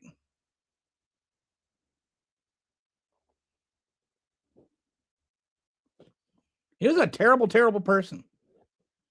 I'm not going to pretend he wasn't just because he got killed. Spending moments doesn't get out of war. Things are happening so fast, nobody really knows how many fallen there are. I would not be surprised if there were more dead than has been announced. I don't think that there's any such thing as the middle between Democrat and Republican. I mean, it's one of the things I don't like, this whole left-right thing. And I've said before so many times that I wish we could talk about subjects instead of left versus right. Like right now, I'm not being inconsistent. I'm saying that we need to return to Congress being the ones who declare wars. And I say that was true with Obama. I say that was true with Clinton. I say that was true with Kennedy, with LBJ, with Truman. It's not like I'm just, rubber stamping everything Democrats do. But there has been this slow, gradual erosion of the congressional power to declare war. It's been slowly usurped by the executive branch, and it's been that erosion and that usurping has been accelerated under Trump. Kirk was a racist grifter. I agree. The plot here, Nick, is you are the one who lost the plot. I still have not seen you say that we're like you're not talking about Iran. You're talking about who lost the plot, who moved the goalposts. You talked about China. You talked about Ukraine. You talked about Obama. You talked about Clinton. I don't know, maybe were you the one that brought up Hillary Clinton? Somebody tried to talk about Hillary Clinton for some reason. I'll be back in 10. I can't type on this phone. I got to go to keyboard. Okay. Maybe you'll be back by the time I get caught up. Anybody that votes for Democrat. Ricky, can you learn how apostrophes work? I'm not shit talking the dead. Like I said, I couldn't stand Charlie Kirk while he was alive. I didn't. Same with Rush Limbaugh. I'm not gonna like act like people became better people because they died. All right. If the right, this is, I want you to think about this, Nick. If I stand exactly where I am and you keep walking away from me, we are getting further away from each other. Only one party needs to move in order for the parties to be moving further apart. What is so extreme about the Democrats? Most, like at least half the people that disagree with the Democrats are upset that they're not moving to the left. Like what is so extreme about the Democrats? That they acknowledge climate change is a real thing? That they don't hate trans people enough? What's so wrong? What is extreme about the Democrats? That they think that healthcare shouldn't be rationed according to how much money you make? Tell me, what is extreme about the Democrats? I never hear anybody say how they're actually extreme without being hyperbolic about it. They're socialists, they're communists. No, they're not. Tell me what position they're extreme on. They're for open borders. No, they're for asylum.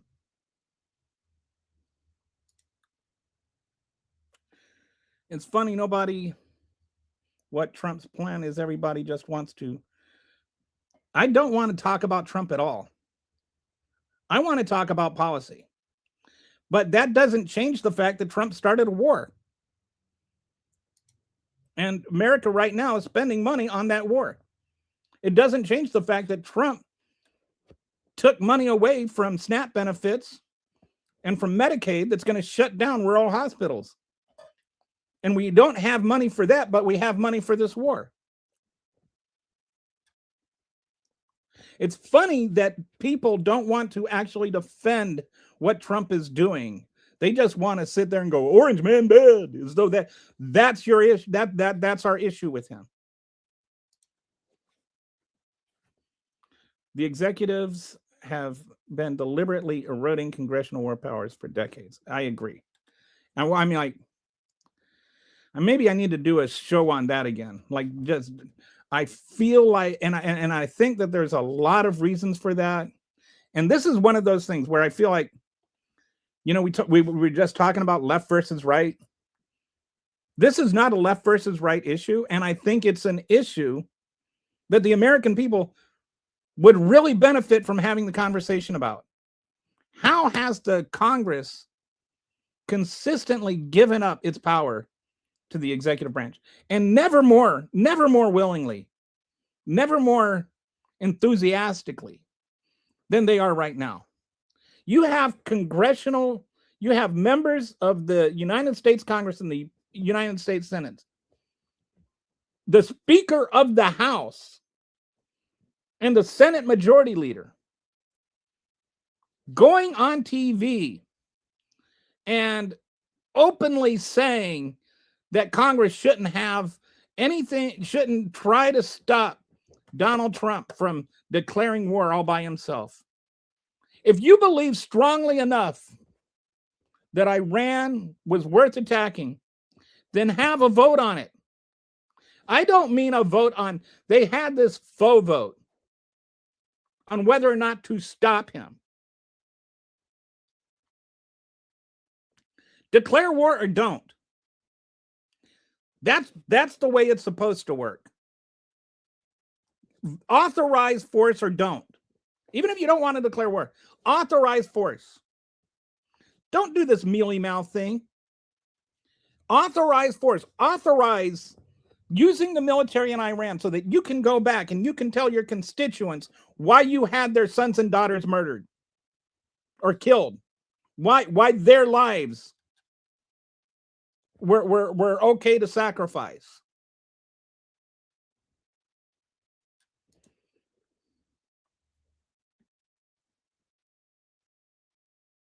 Well, you support what you believe because you think it's right. So if I convince your congressman that I'm actually right, Wouldn't you want to hear my reasons or just keep being wrong?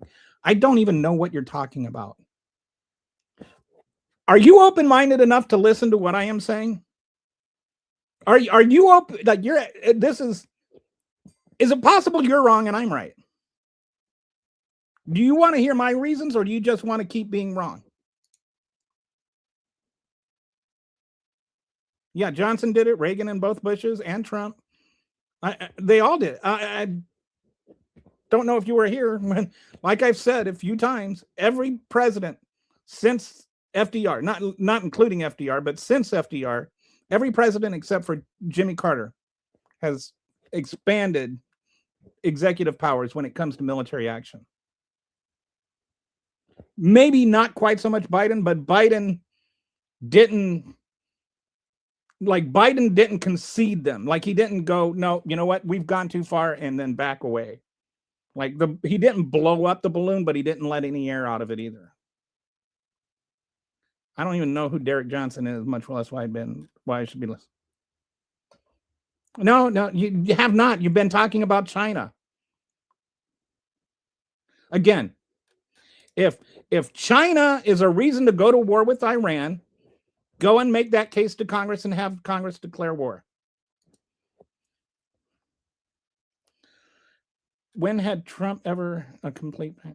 He's going to come up with a plan 2 weeks after his healthcare plan. That's not why I don't know who he is. I bet that Trump thinks he looks strong to China. Meanwhile, they're watching him be puppeteered.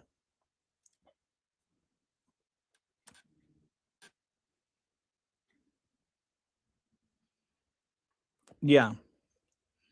The whole, well, we were going to do it because Israel was going to, like, why can't you just tell Israel no?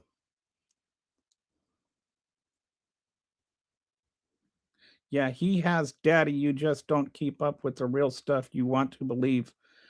People like this right here on this podcast. See, it's ad hominem attacks. Bro, I've been saying I think they're the same. What do you mean? That they're not. Again, if you want to make this case, go to Congress. And, all right, Nick, I know I'm behind. I don't know if you're going to, how many more times you're going to make this case before I get caught up. But again, the only way the president of the United States can authorize force against, can just unilaterally use force is if there is an actual imminent kinetic threat against the United States. Not a made up thing. Not a someday they could, not a 2 weeks from today thing. Like here's an analogy that I like to use. Say that somebody has blank bullets in their pocket. They don't have a gun, but they have blank bullets. And they can take, you argue that they can take some of the gunpowder out of one bullet and put all of that gunpowder from like all the bullets into the one bullet, and then that bullet will have enough gunpowder to be lethal. But they don't have a gun, but they have the potential to have a bullet that could be lethal. And so you shot them in self-defense. That's not self-defense. That's hypothetically maybe one day they could want to shoot that bullet at you. Even if they said, I'm going to go put all the gunpowder in this bullet, and then I'm going to go shoot you. That still wouldn't be self-defense. They still don't have a gun. What are they going to throw it at you?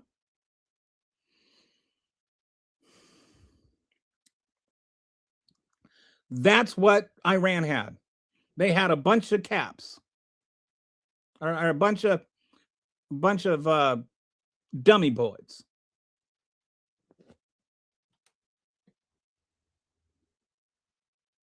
They did not have a threat. They did not have a nuclear weapon. They did not have the ability to attack us. Since they didn't have the ability to attack us, Trump did not have the right to go and attack them. All these other things, Iran's been at war with us for 47 years. You can't have an imminent threat for 47 years. At that point, it's not imminent anymore. Like, 2 decades is the cap for imminent. All right, so it wasn't an imminent threat. Having, they did all these terrorist attacks. Not saying that that's okay.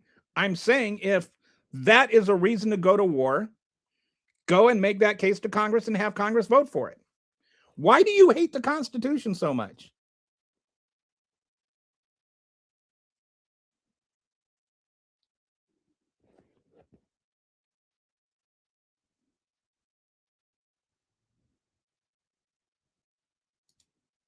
Yep, they did, and yet here you are defending it.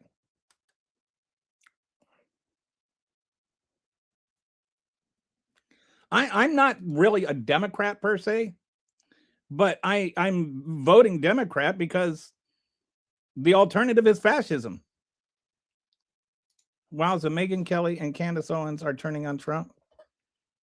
Toasters flying, toilets flushing backwards. Oh, well, Candace Owens has had her thing. I didn't know Megyn Kelly. Man, she just goes whichever way the toilet is flushing. No,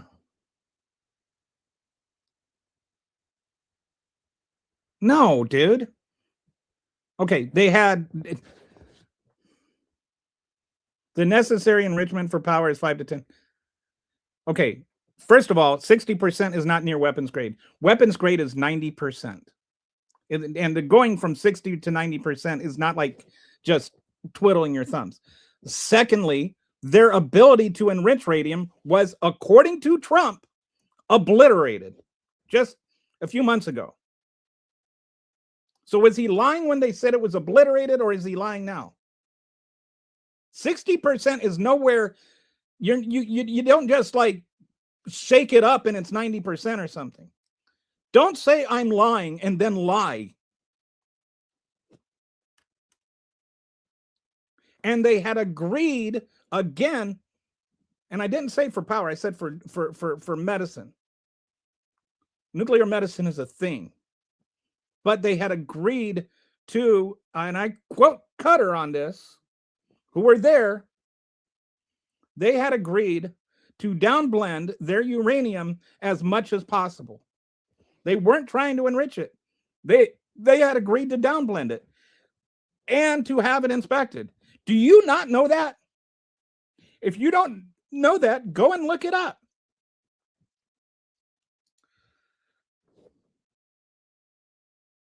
Yeah, they just pretended a school was hit. What does that even mean? What a weird thing to say, Kathy. This is how Middle East countries get out of consequences. They act like a school is hit, so everyone will stop. They didn't act like a school is hit. And what consequence? Oh my goodness, what a weirdo thing to say. That's just weird. An actual school was hit. Where are the consequences for hitting the school? If somebody came and bombed one of our schools, we would be upset.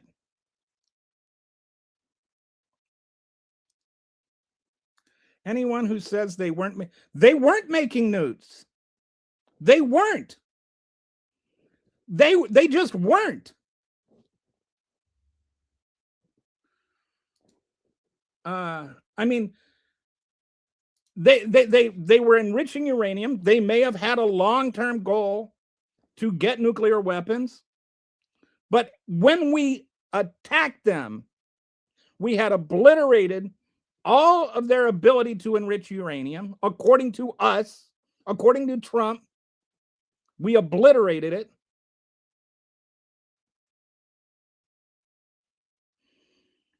And they just did not have the ability to make a nuclear weapon. And even if they did have the ability to make a nuclear weapon, which they did not have the ability to deliver a nuclear weapon.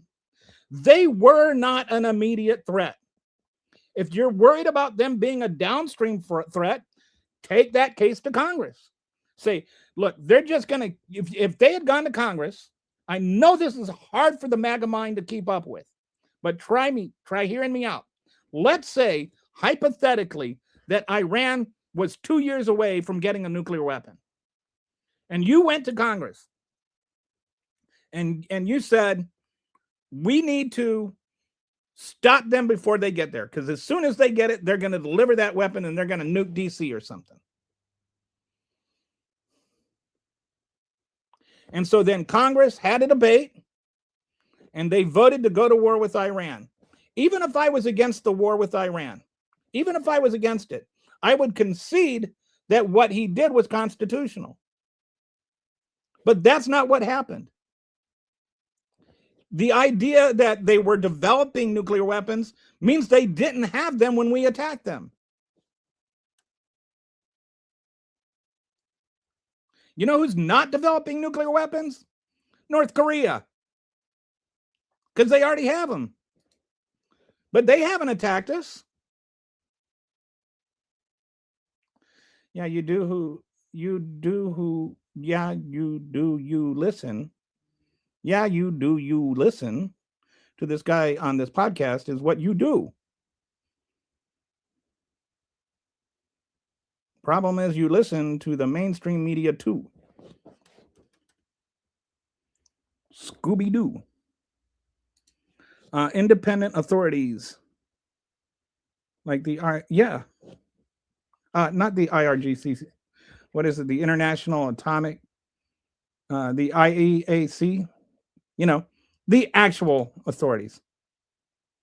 No, then you don't know about law and orders?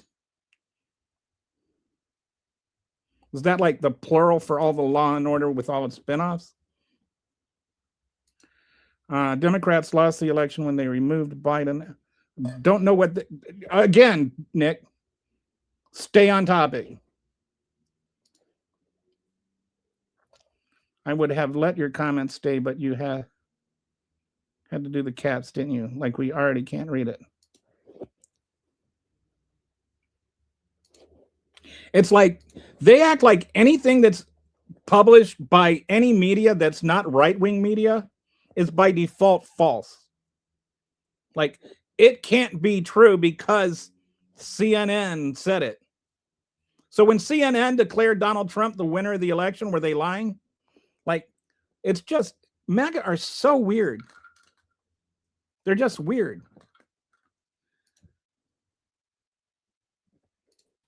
It reminds me of Kristi Noem in that hearing. I sat and watched that hearing with her just to mention this. And she's sitting there saying, well, we did not follow the order because we don't agree with it. And the Congresswoman Crockett said, are you an attorney? Do you understand what rule of law is? Which order are you talking about? This was, when they were doing the oversight hearing, they were, saying to her, you're not following these court orders. Oh, to not deport people or whatever. Right. And then she basically just was saying like any judge that she didn't agree with was a radical judge and didn't have to follow. So the fallacy is, oh, if I don't agree with it, then it must be not true. Or it must be radical. And anybody that doesn't agree, like the whole premise of the Constitution is to prevent any one person from having too much power, right? So you can't just only appoint judges that agree with you and are going to rubber stamp whatever you say. Like that's why judges have these lifetime appointments. Is so that you can't just replace all the judges with whoever you want. Like just saying that this judge overruled me, therefore they're radical. Can you imagine? Like Biden didn't sit there and scream about radical judges when they made radical decisions. Because that's like saying, if you don't like the person who shot you, why are you bleeding? Know thy enemy. Okay, pal. You have a computer right in front of you. Feel free to look up what I'm saying. I don't even know what you're talking about, dude, and I'm in the middle of a podcast in case you haven't. I don't have time to be your monkey. It's so funny how the Dems will go hate Trump. Now it's all about hating Trump, hating and taking Iran's side. So, this is the false dichotomy that MAGAs cannot defend their own arguments.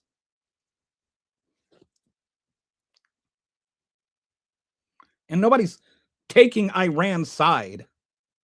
What I am saying, again, Kathy, is if you want to go to war with Iran, do it the constitutional way and go and get Congress to declare war.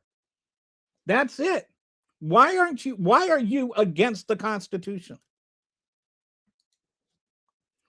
Ricky, keeping an eye on a monster like Trump is for others. And it's like, these are the people that are making this argument about why are you always worried about Trump? Well, because he's screwing up our country, yes. But these are also the same people that like painted "Let's Go Brandon" on their trucks, that like could not stop talking about Joe Biden for 4 years, complaining incessantly, whining, blaming, like if a fly farted in their bedroom, Biden made it happen.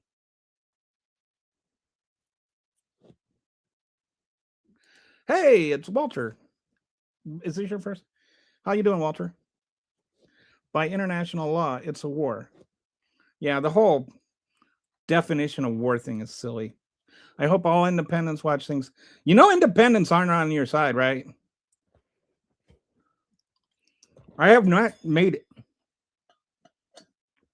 Like, this is like, where have I said that I base my decision on Trump bad? See, you can't engage with reality, Kathy. That's why you're a MAGA. That's like punching someone in the face and calling it a course correction. Sort of.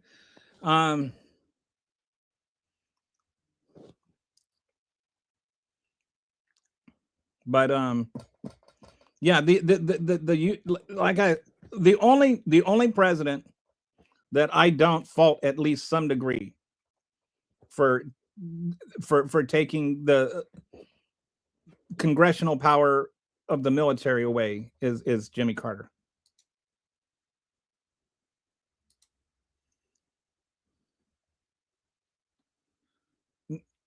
What a weird, like, Kathy, can you please engage honestly? Anyone who took AIPAC money is under review in November. No, they don't want no kings. They want.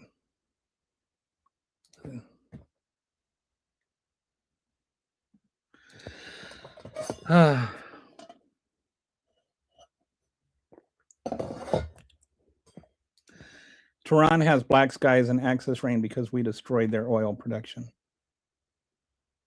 Acid rain, is that what? There you go.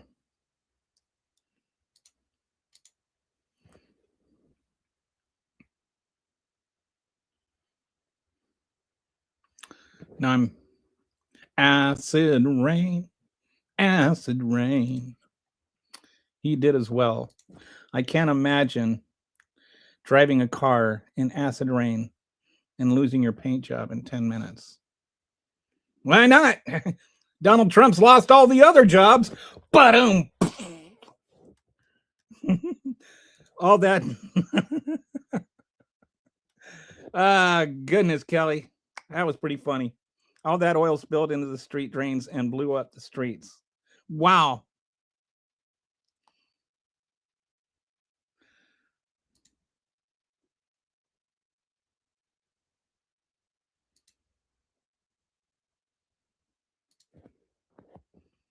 Oh, goodness. My brother is deployed and has been bombed. I don't want this war. And I know that you're new to the Communist Party and everything, but you're not, other than your recent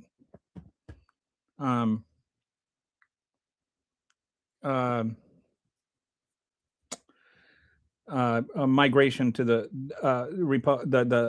Communist Party. You're not exactly the most left-leaning person.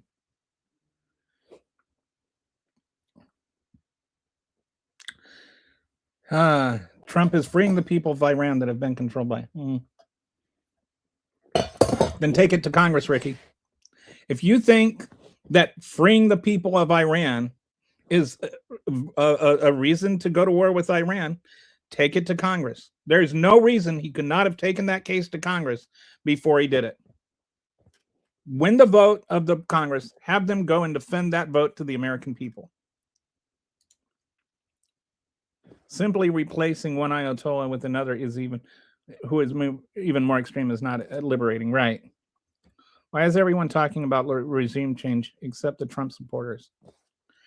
Because Trump supporters, this is this is one of those moments. Like they have these moments where they just accept another argument.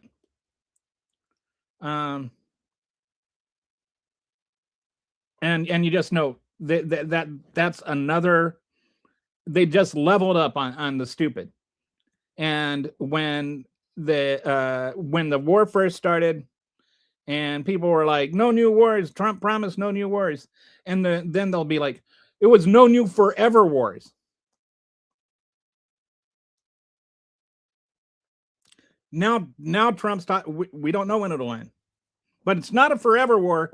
It's just a war we don't know when will end, or what will end it, or why it will end, or what has to happen for it to end. But it's not a forever war. It's just a war with no end.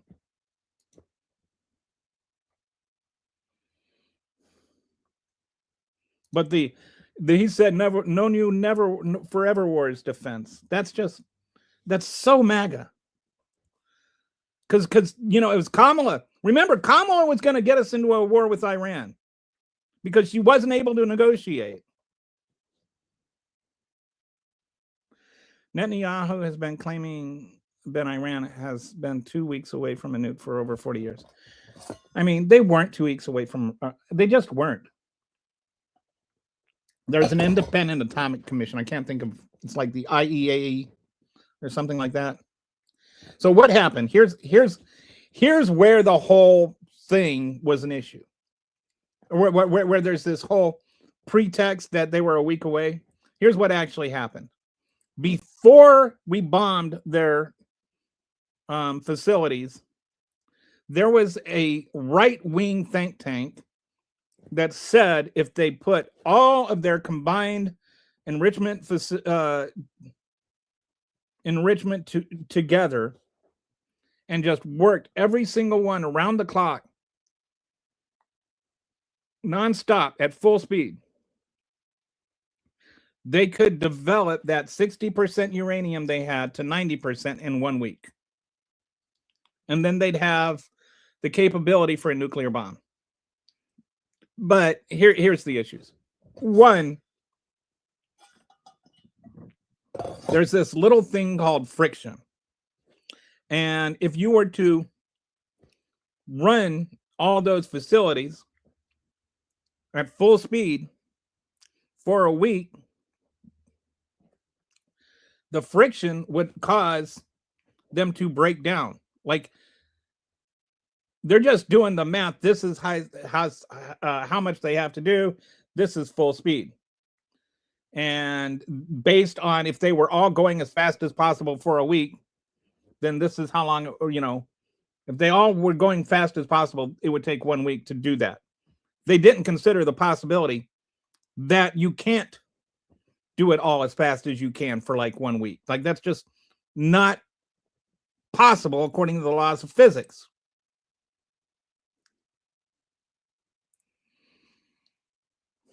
Setting that, if the fastest they could do it realistically, if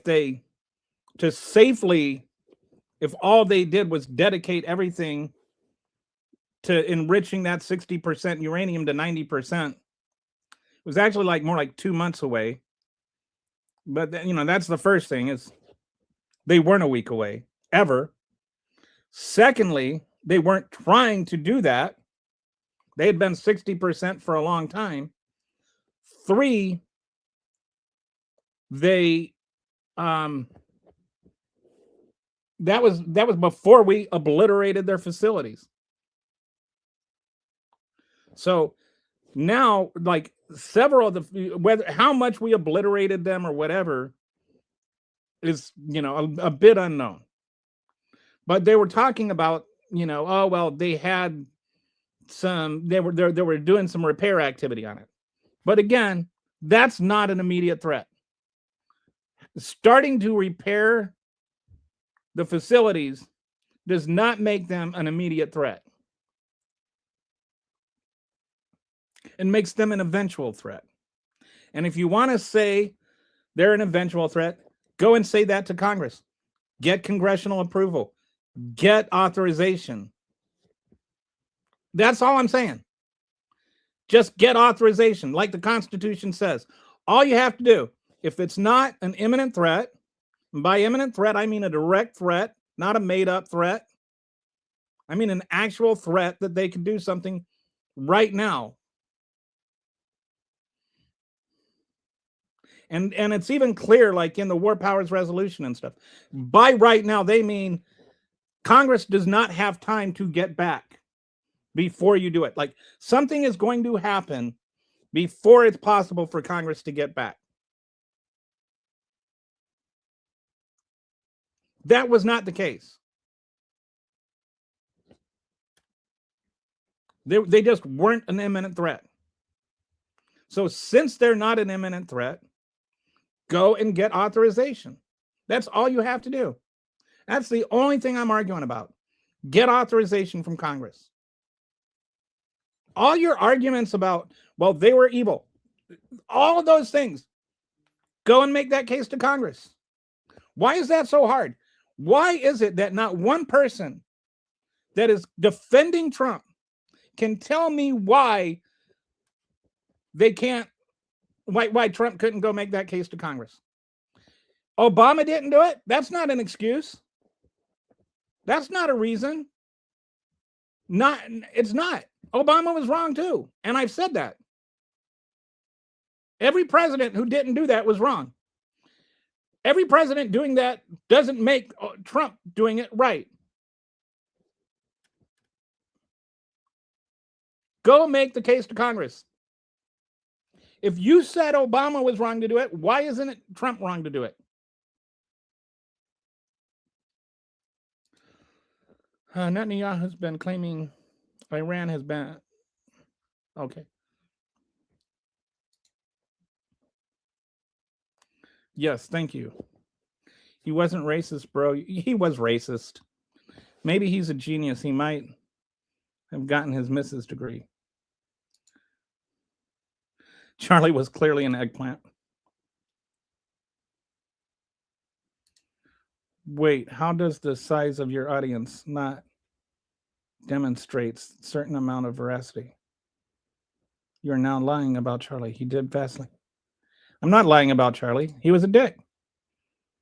Dicks. Some people are dicks, and there's Tate has a big audience. Some people get big audiences because they're dicks, and other dicks like them. They like get dick lovers. Not in a phallic way. If Trump uses nuclear weapons, is it possible the American... I honestly am starting to wonder if Trump used nuclear weapons on his own people, if that would even bother them. They would just say, well, they shouldn't have been protesting.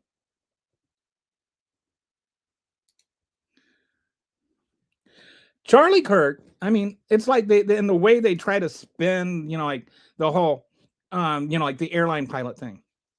Charlie Kirk said that he looked at an airline pilot and wondered if he deserved his job strictly based on his race. He actually tried to suggest that airlines were giving black people pilots' licenses and letting them fly planes with passengers, even though they weren't qualified just because they're black. Charlie Kirk would look at a black person and say, that person has a job that I'm not qualified for, therefore he must not be qualified for it either. There was some white person that deserved the job more than he did and didn't get it because of DEI.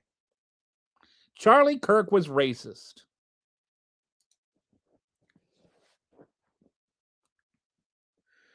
The channel used to have a high quality of people, but were cut out when the bots came and the trolls were banned. Quantity of people. Yeah. I mean, like sometimes I think my highest I had 40,000 one up what was my highest views in one day. But you know, it was just overrun by bots. So I don't even know if it's like really counts. I mean, the Turning Point USA halftime show, like 80% of those viewers were bots anyway. So I don't even know how many real people watch Charlie Kirk. But that doesn't, like, people watching you doesn't make you smarter. Like the 81 million people voted for Biden. Do you think Biden was a genius? I know that you think that okay, you're not paying attention to me, Nick. You can think that the war was about Iran, China, if you want. Go ahead. I don't have any idea what you think that, like, I mean, I know what you're saying and stuff, but again, if you think that there is a connection, like somehow we're at war with Iran because of China, go and make that threat to Congress. Or go and make that argument to Congress. Go tell Congress we need to go to war with Iran because of China. Go make that argument. Why is it that you can't defend not going to Congress and making that argument? Do you agree with the Constitution or not? Do you agree that Donald Trump should follow the Constitution or not?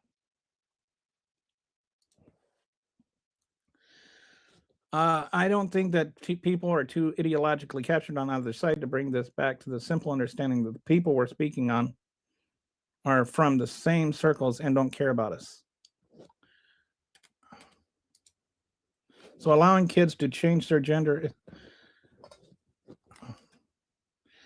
No, it's not. It's not extreme. What's extreme is defining it that way. Allowing kids to change their gender.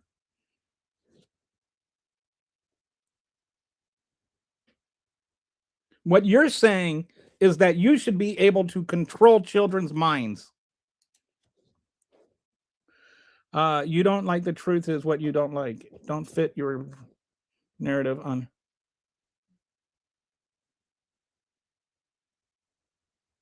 I don't even. This is coming from a person that won't listen to somebody that has a different opinion than they do. You came here to argue, not listen, not learn. How is that not defining you, Ricky?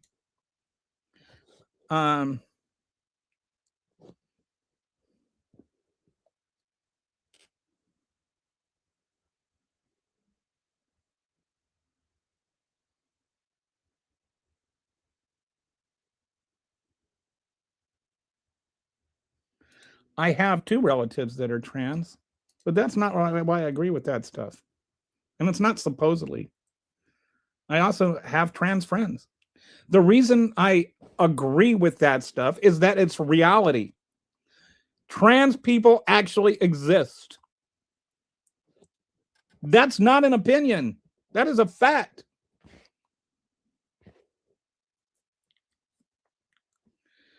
What is not a fact is what Charlie Kirk was saying when he got shot, that trans people were somehow a bunch of mass shooters.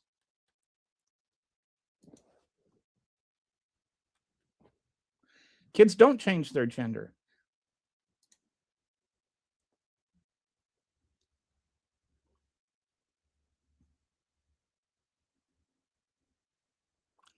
And nobody's changing laws about it. The only ones writing laws and changing laws about trans people are the Republicans, who are trying to outlaw parents from being able to give their children gender affirming care of any kind. It's like, Kitty, we're here. We're back to, it's like everything's got to come down to every argument. Bingo. You know, it's our center square. Transgender for all, baby. It's like every time, I mean, you know, they lost the argument when they start yelling about trans people. It's like, to them, that's their, oh, it's called genitals. I think they do it when they ejaculate. Oh, well, that's when they're on a certain website that ends in the word hub. And that's when they're doing that. That's what their search is for. Um, okay.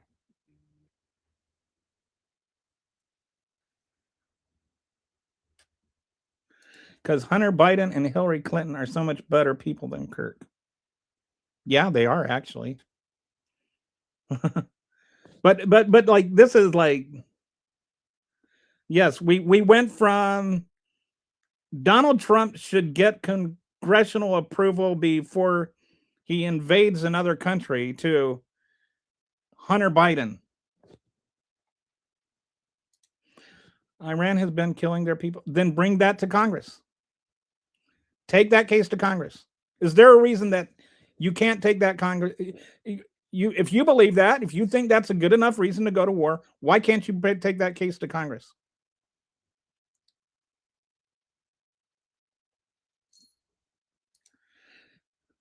Nick, kids are not being forced to be trans. You don't even know what you're talking about. Do you think that children shouldn't get treated for gender dysphoria? Do you even know what gender dysphoria means? But no. It's okay that Donald Trump unconstitutionally invaded another country because children get treated for gender dysphoria. That's your argument. Because they're losing, Brett. That's why. How did this go to trans? I just got off the phone again. Yeah, because they're losing. They cannot explain to me why Donald Trump should not have to get congressional approval. So now it's just going. They're going to their favorites, their greatest hits.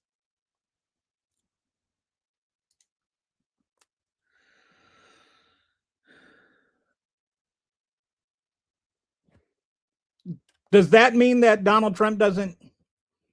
So here's what I want you to do, Ricky. I want you to finish this sentence.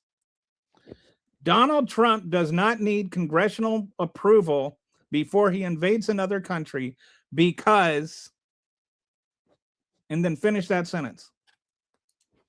We are heading for financial ruin. We are making the debt deeper than it was. We are borrowing $43 billion per week since the beginning of the fiscal year. I think we're up to $39 trillion in debt. 38.9. Well, but that was yesterday, so.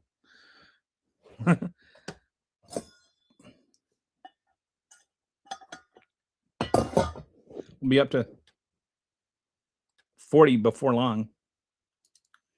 Maybe Newsom will win in 28, then the whole country will look like California. California is actually a lot better off than most of the country.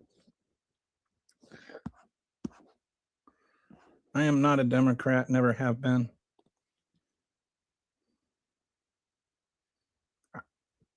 What is a cutie pootie? A cutie patootie. I don't think I'm a cutie patootie because I don't even know what one is.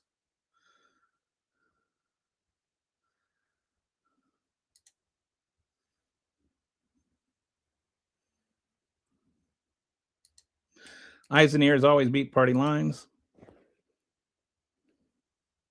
There is no actual justification for war except Trump wants attention away. That's the only thing I can think. That's the only real thing I can think of. Nothing else changed. Less than a week before he started war, two things happened, right? One, Iran actually gave him everything he wanted. And Iran, according to Qatar, which was in helping negotiate it, Iran was ready to give Trump everything he wanted. He could have gotten a better peace deal than Obama had. Like what he was getting is more than the Obama treaty. He could have taken that and run his ultimate victory lap. But at the same time, this news was breaking about him raping this girl and those files being buried. Now it seems like, again, there's more credibility to it. This is not about Iran. It's not like Iran became more evil a week ago than Saturday. It's not like they became a threat on Saturday that they weren't on Friday.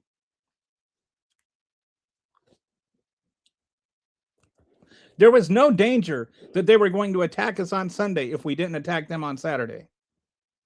What there was a danger of is Trump getting exposed as a pedo rapist.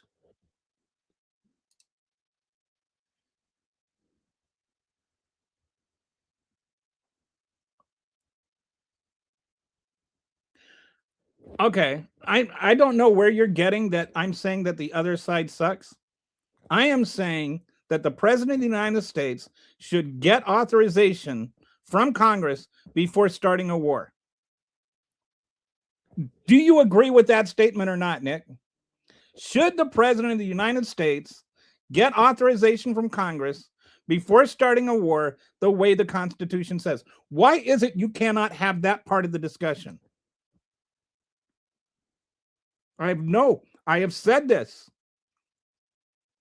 I've said this. This is my problem, Marlon. I've been saying that over and over again. That is my issue. I literally said that at least 11 times in this live stream. If we had 8 parties, you wouldn't just talk poop. I'm not talking poop about the other side. I am saying that the President of the United States should ask Congress before going to war, like the Constitution says. I love puns. You haven't known me long enough then.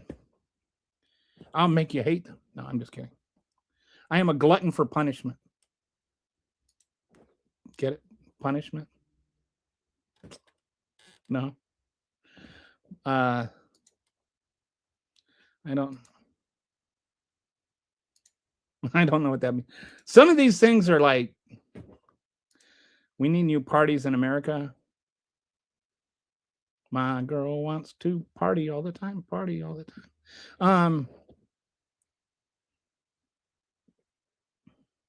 Sometimes I wonder what would happen if we just, the founding fathers, actually their original thought was to not have parties at all.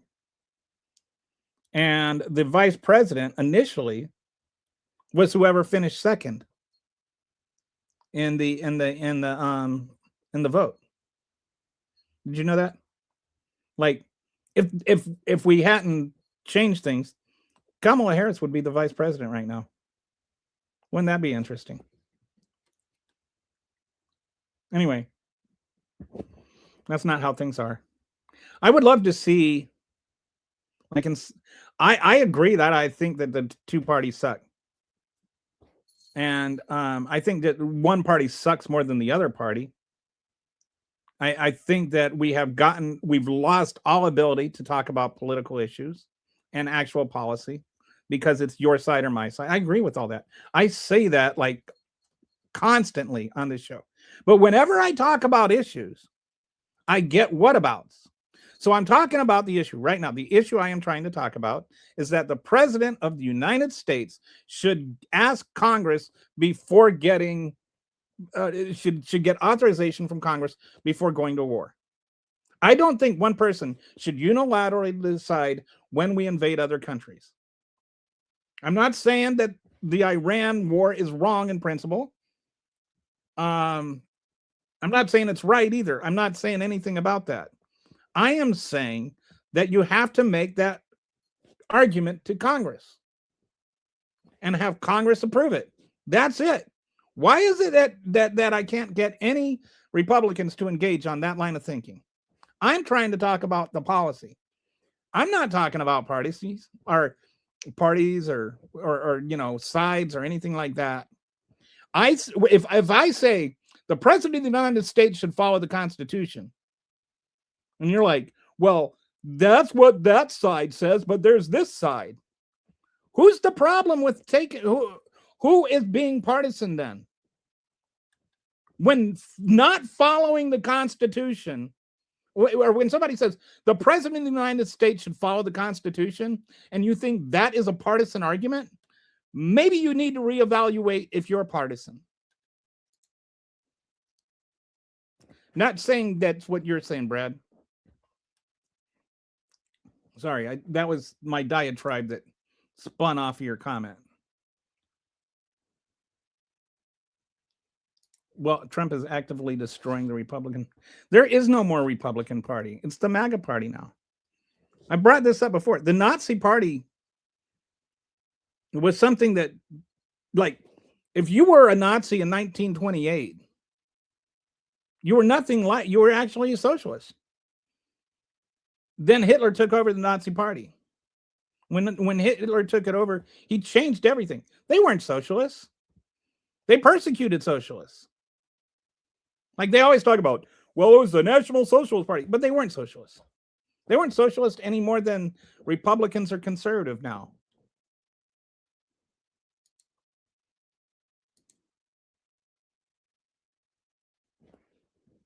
Lots of comments held for. I never even look at that. That's interesting.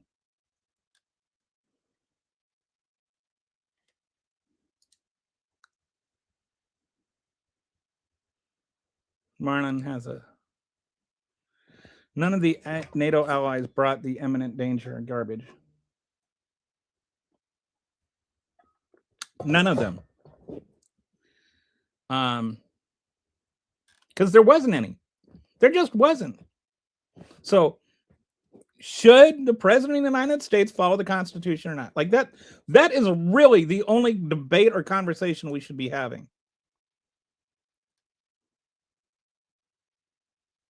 Okay, but let's say that's what it is. Should the president of the United States take that case to Congress and have Congress declare war? Should the president of the United States get authorization from Congress before going to war? Should the president of the United States follow the Constitution? All right, I suck, but should the president of the United States follow the Constitution, even though I suck?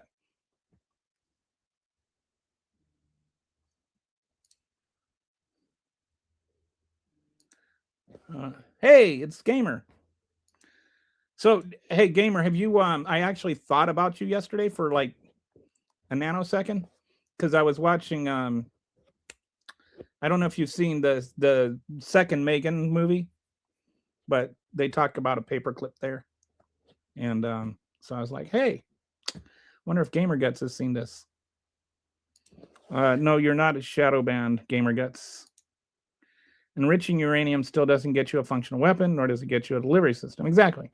They weren't an imminent threat. There was no way they were an imminent threat.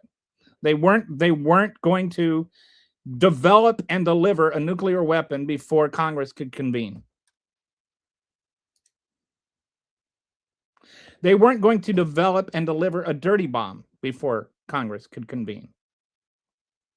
The War Powers Resolution says, like, they have to, like, they have to, if there's something imminent, they have to go to Congress before to get authorization. They up to 48 hours before. They have to know. They have to, like, they weren't going to develop a dirty bomb before Congress could convene. So why couldn't they take the case to Congress first? This is not about what you think Israel could do, or what Iran could do, or what Iran wanted to do. It's what they could do before Congress could convene. But the fact is that they weren't going to do it before Congress could convene.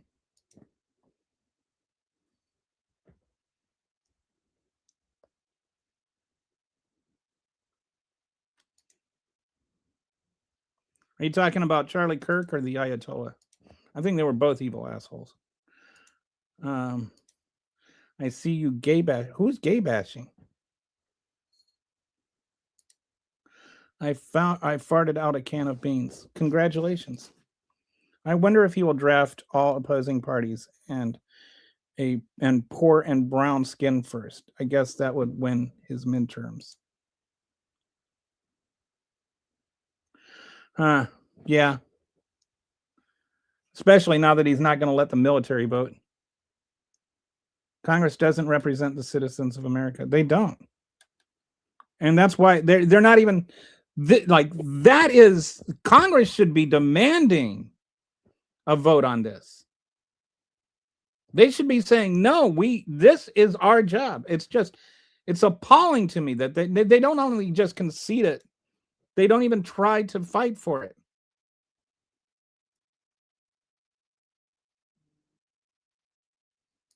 A bridge for me. Charlie Kirk said empathy was a new age delusion.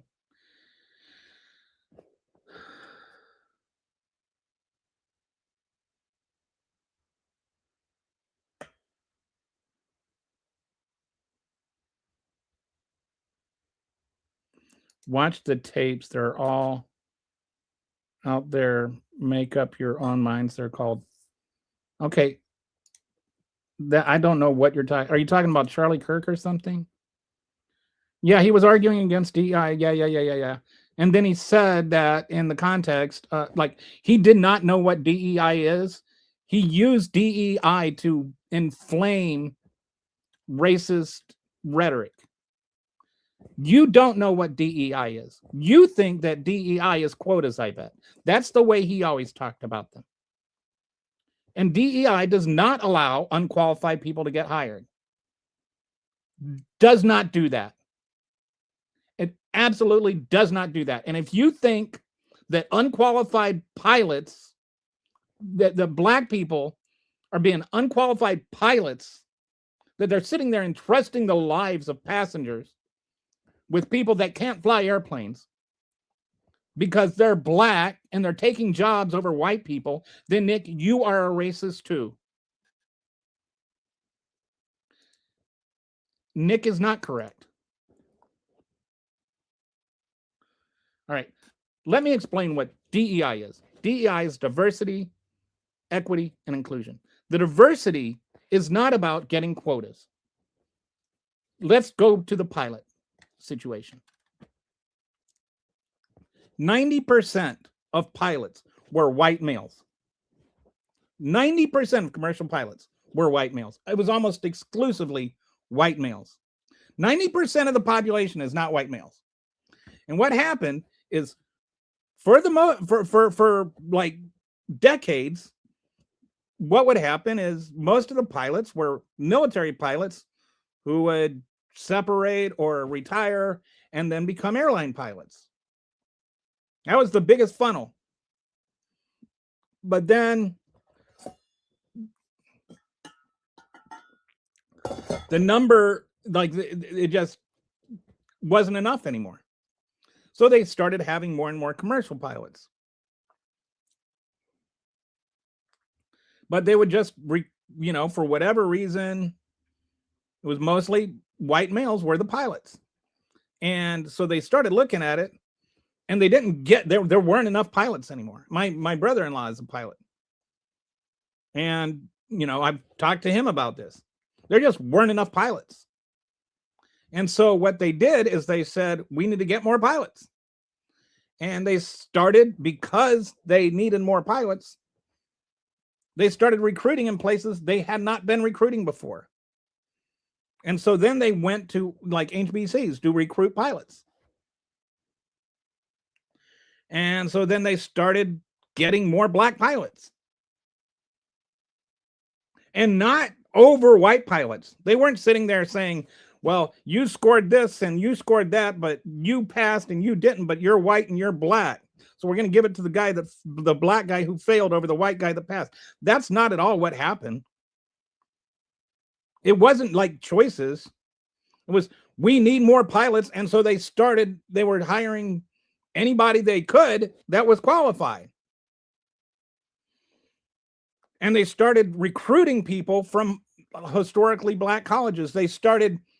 One of the problems was, just black women didn't see themselves as pilots because you never see black women as pilots in movies or on TV. It's just a cultural thing.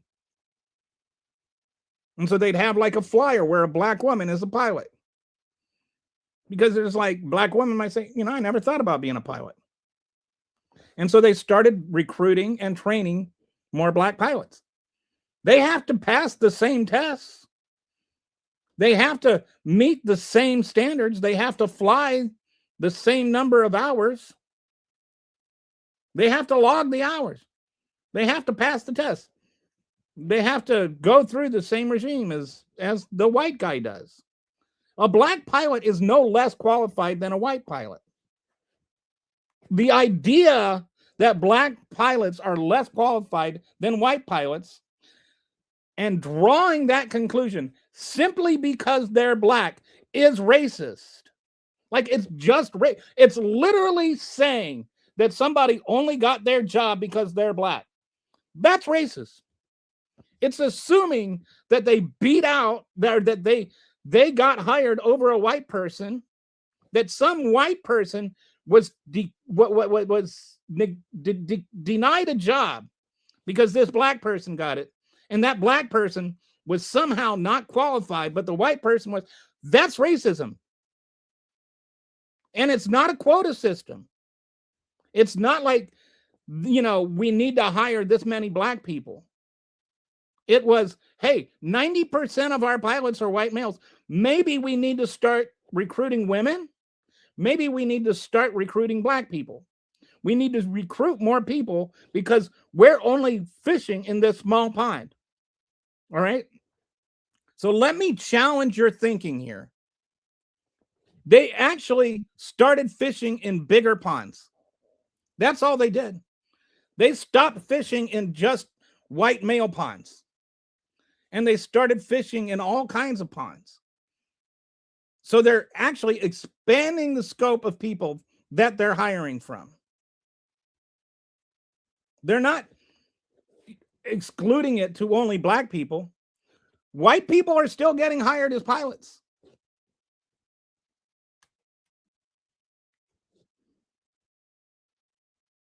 So that's diversity. Diversity is looking at it, and it's not just about race, and it's not just about gender, and it's not just about sexual preference. It's also about things like veteran status. In a lot of jobs, veterans are harder to hire, or don't get hired as much because they're veterans. So that's what the diversity means. Equity is mostly connected to once you've got a job. You got this job, and Bob and Sam got this job, and Bob is a black guy and Sam is a white guy. And then Sam gets offered to go. They have the same resume. Their job performance is the same. They're equally qualified. But then there's this special program coming up that like a management training. And Sam gets sent to the management training and Bob doesn't. And now Sam is more qualified for a promotion than Bob. Even though up to that point, Bob and Sam were equal. They had the same job performance. Equity has to do with advancement opportunity. Are they being treated the same? Do they get equal chance to be promoted? That's what equity is. It's not like all this crazy stuff about it, like thinking that it's got to be equal, or like where it's about ratios or numbers or something. No, it's just giving black people the same opportunity to be promoted as white people. Then inclusion has to do with, are you including everybody? So let's say that the boss, we'll call him Mark, that's Mark and Sam's boss, has a fantasy football league. And everybody in the fantasy football league goes to watch the game together at Mark's house.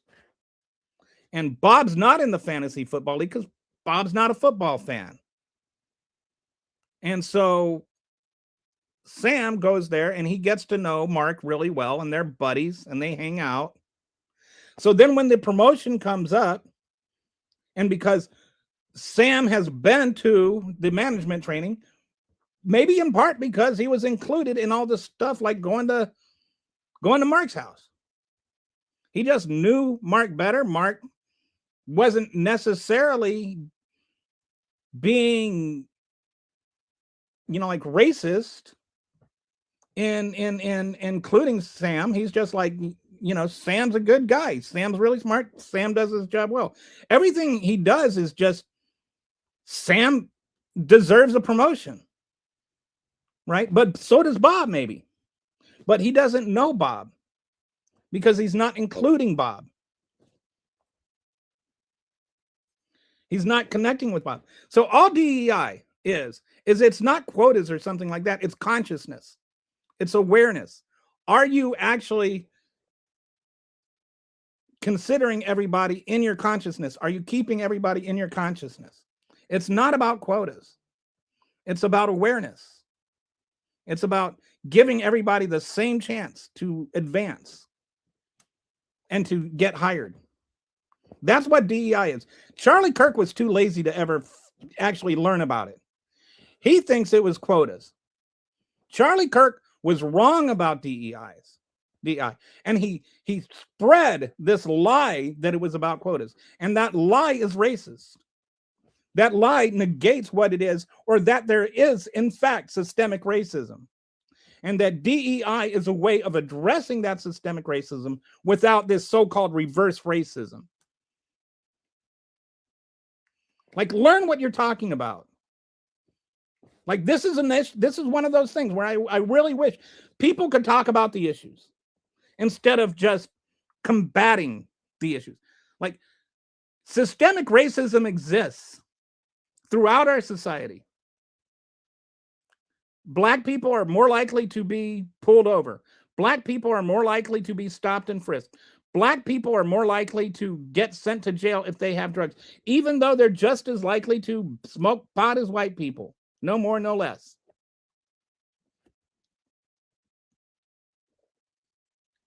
And all of these things are true. And then because all of that happens, then it's like they use arrest rates and conviction rates to prove that, Black people really deserve it. Actually, all those things are proof that we have systemic racism. And people don't even know what systemic racism means. They think that it's intentional or something. Like, learn what you're talking about. Charlie Kirk was a racist, and he was a stupid racist because he wasn't even willing to learn.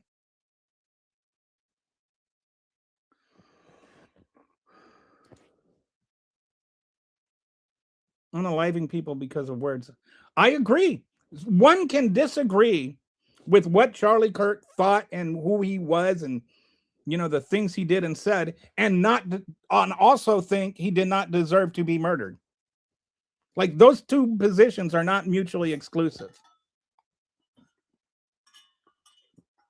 I am against murder and I am against racists. Being against racists doesn't make me tacitly approve of murder. You never watched a full sit down with Charlie Kirk in life? You have no idea, except what? Oh, you don't need to watch the whole thing. I never watched a full interview with Hitler either, but that doesn't mean I have to say he's a racist. I watched about 30 minutes of him debate with college kids to know he's a racist. That's all I needed to know. You hear a man say racist crap 20 times, you can say he's a racist. You don't need to sit there and watch another hour of it to figure out he's a racist. But anyway, we're off track. We're talking about Donald Trump starting a war. My thoughts on Charlie Kirk have nothing to do with whether or not the president of the United States should have to go to Congress before starting a war.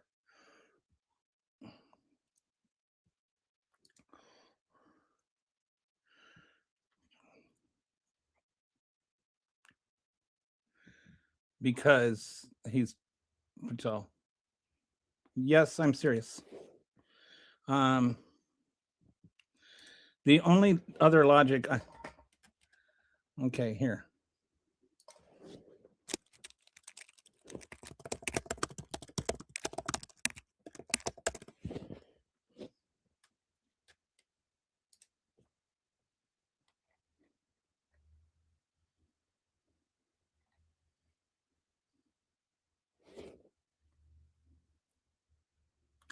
California, the average income is $95,521.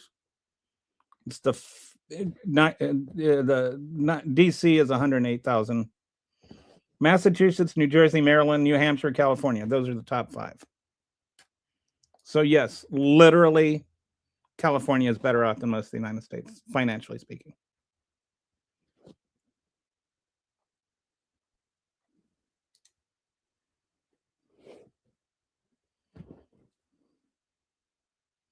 The only other logic I saw for Iran was to drive oil prices up to sell Venezuelan oil. It seems kind of dumb.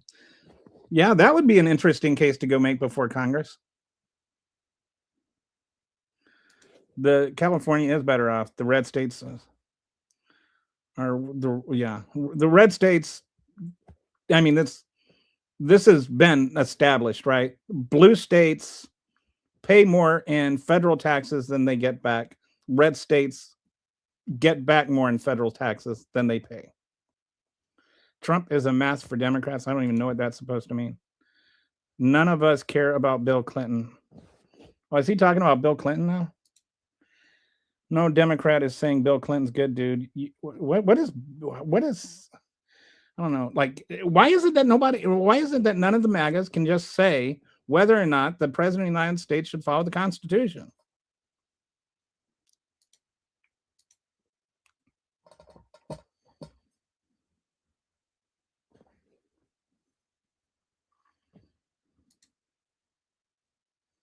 Definitely a distraction from the Epstein files. Iran agreed to all of the American demands. Yes, according to the Qatar. I think it was Qatar. Downtown LA gas is $8.21 a gallon.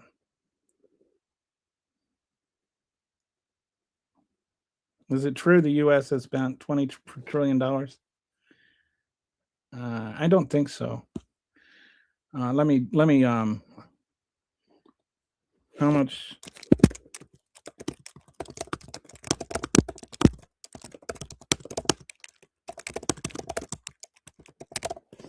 I will say,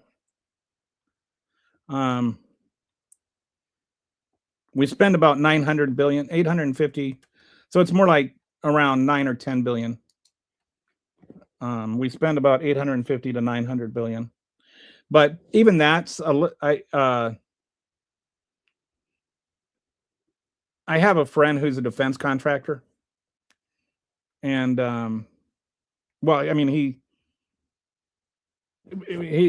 works in the federal government on defense contracts where he's like secures defense contracts. So he's pretty knowledgeable on this.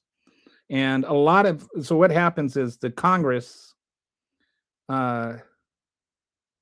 when people go to the one untouchable thing in the budget is anything that's remotely considered defense spending. So if you can get something declared defense spending, it'll never be cut by anybody. Republicans won't cut it because, it's defense spending. And Democrats won't cut it because they'll be accused of cutting defense spending. So nobody will ever cut defense spending. So anybody that can get anything sold as defense spending will try and get it labeled as defense spending. So a lot of the stuff that is defense spending actually has nothing to do with defense spending, if that makes any sense. But yeah, it's not true that $20 trillion has been spent in the last 10 years. It's more like $9 trillion, which is still a lot of money. I think we spend more than the next 40 countries in the world combined per year. They used negotiations as a war. They attacked.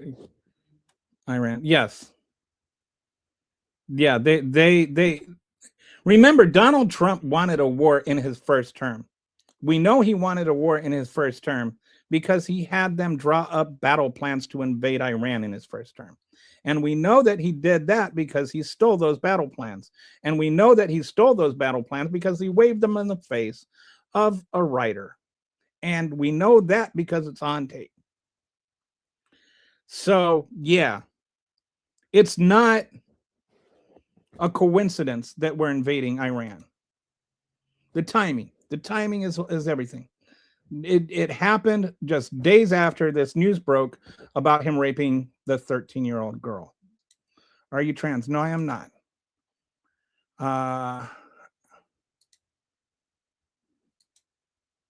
There's a comment there that I can't see for, like, I can't click on it.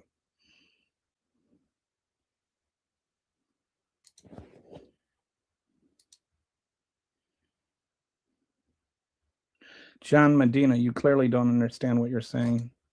I don't. Is that the one that I can? You don't have to like it, but lowering the bar for culinary diversity. I don't know. Nobody's lowering the bar for cultural diversity.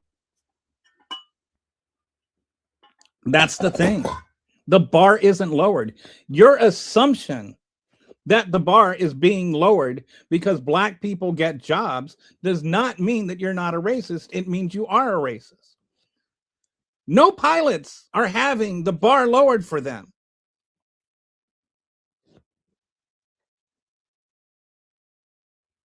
Nobody's changing any rules. What? Tell me, John, what rules were changed?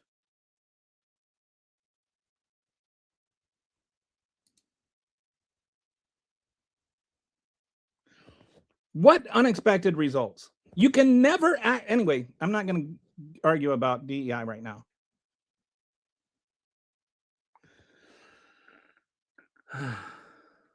Does the president of the United States have to follow the Constitution or not?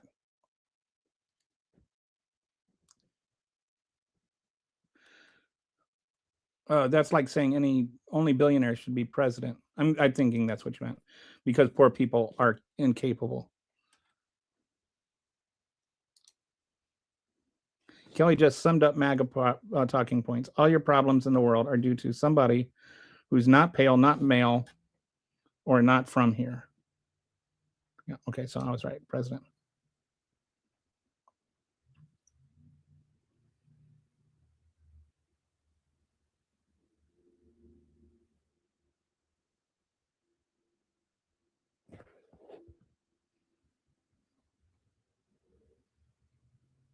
Okay.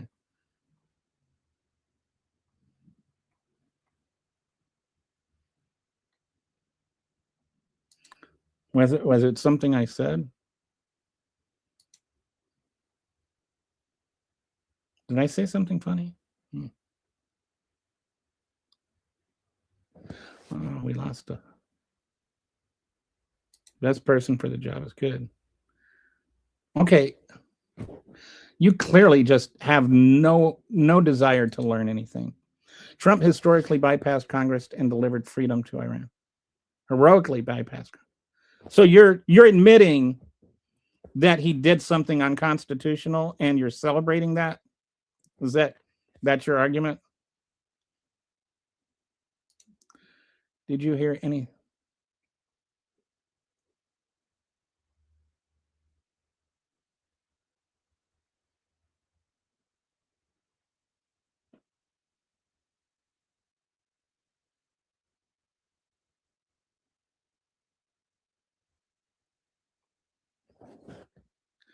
Okay, I'm looking through the comments. There's a whole bunch of people arguing about DEI here. So anyway, still looking for a MAGA who will defend the president of the United States should he follow the Constitution when it comes to declaring war. Because the people they interview are more. Can we all agree that Ulysses S. Grant was the GOAT? The bro was working in his dad's store before the Civil War. No, we can't all agree on that. I think he was an alcoholic. Well, that's your own family, dude. I can't say anything for the people that are around you.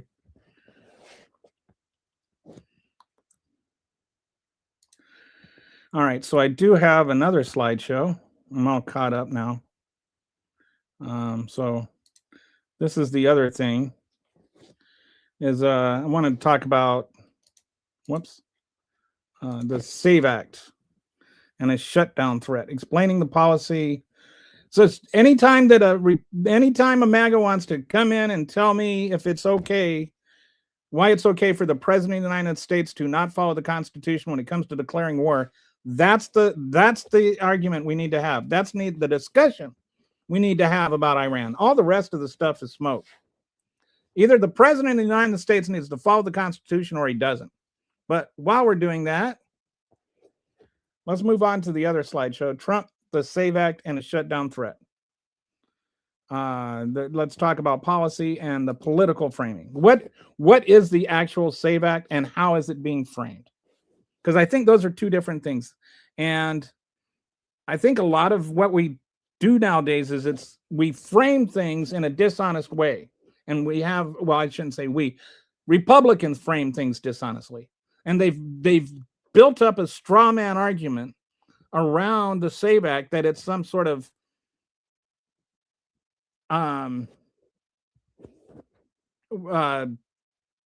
voter ID law.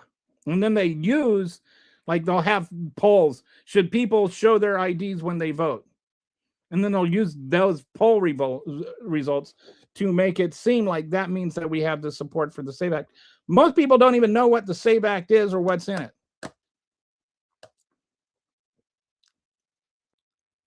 Now we've got a president of the United States. He's threatening to block any legislation. He's going to veto any legislation that comes through until the SAVE Act is passed. When she effectively freezes Congress. This has never happened before. Not this kind of thing.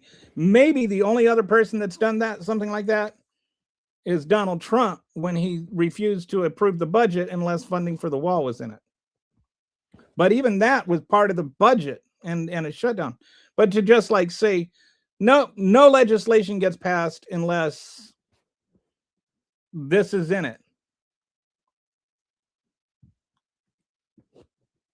He's basically saying he's taking the power of Congress away from Congress.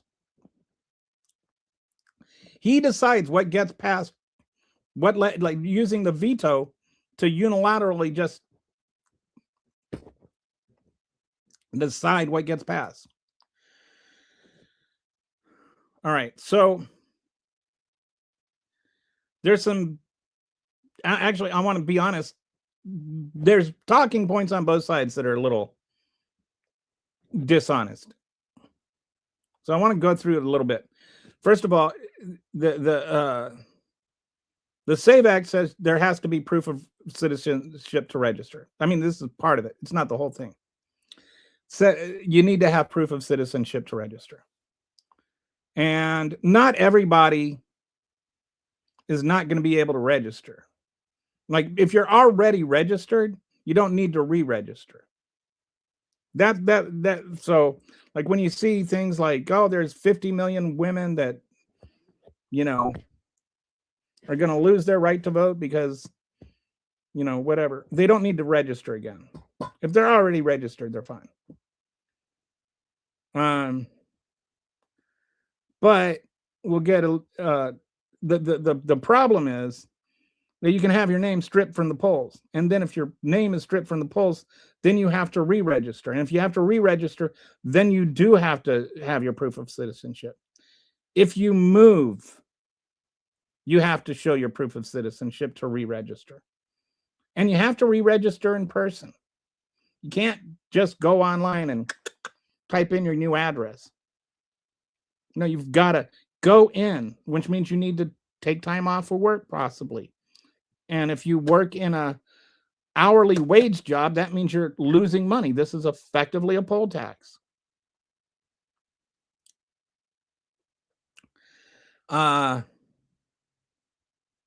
It changes federal voter registration rules, and it replaces sworn citizenship attestation. So this is the really significant thing.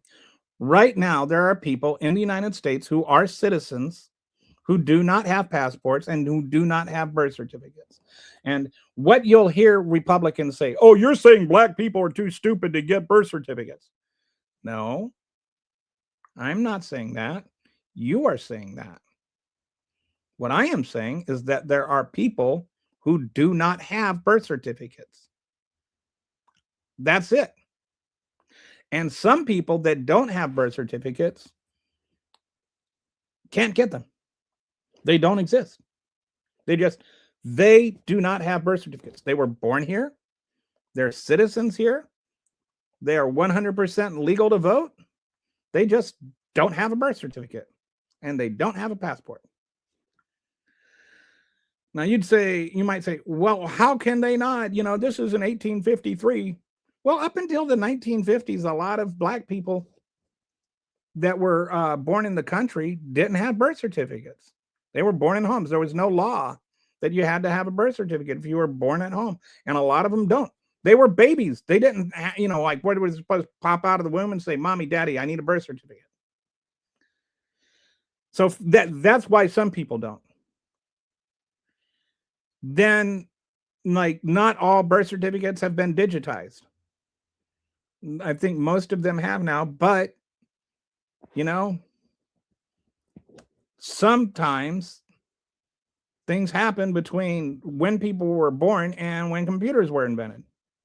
So or between when people were born and when birth certificates were digitized, because that's a process, right? So in a lot of the hospitals in New Orleans, where the birth certificates were kept. I don't know where the original birth certificates would be kept, but a lot of people that were born in New Orleans had their government birth certificates destroyed by the flood, by when Katrina. Sometimes places burned down. Like some people had their birth certificates destroyed before they were digitized, so there's no way for them to have a birth certificate. And for other people, they can get one, but it's not that easy. I think Brett has mentioned this before, that he got caught in this ID trap where you need a birth certificate to get an ID, but you need the ID to get the birth certificate, and you need the Social Security to get.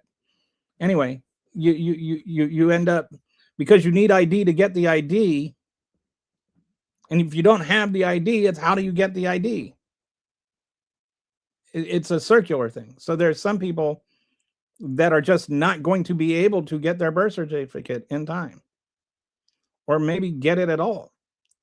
And it's not an issue of how smart they are. It's just a matter of, they just can't get it.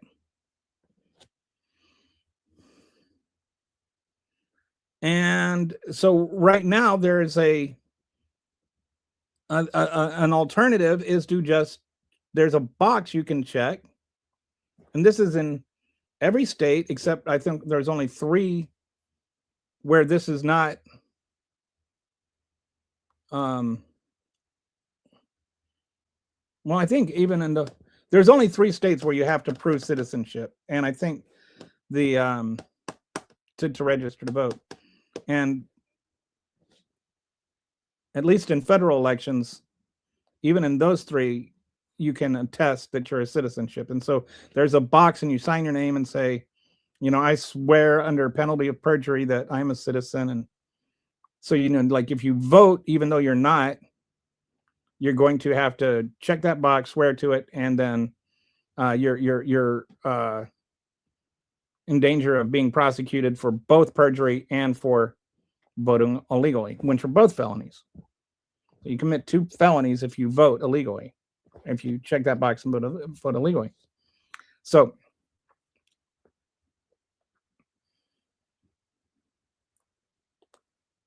how supporters frame it.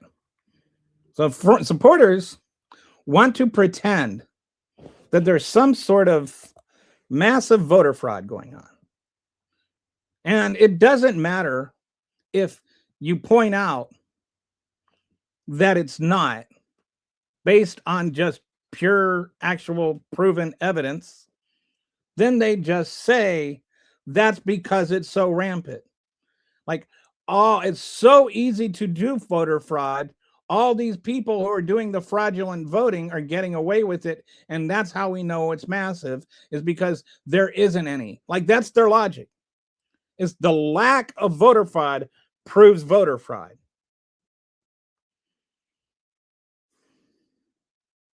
So, they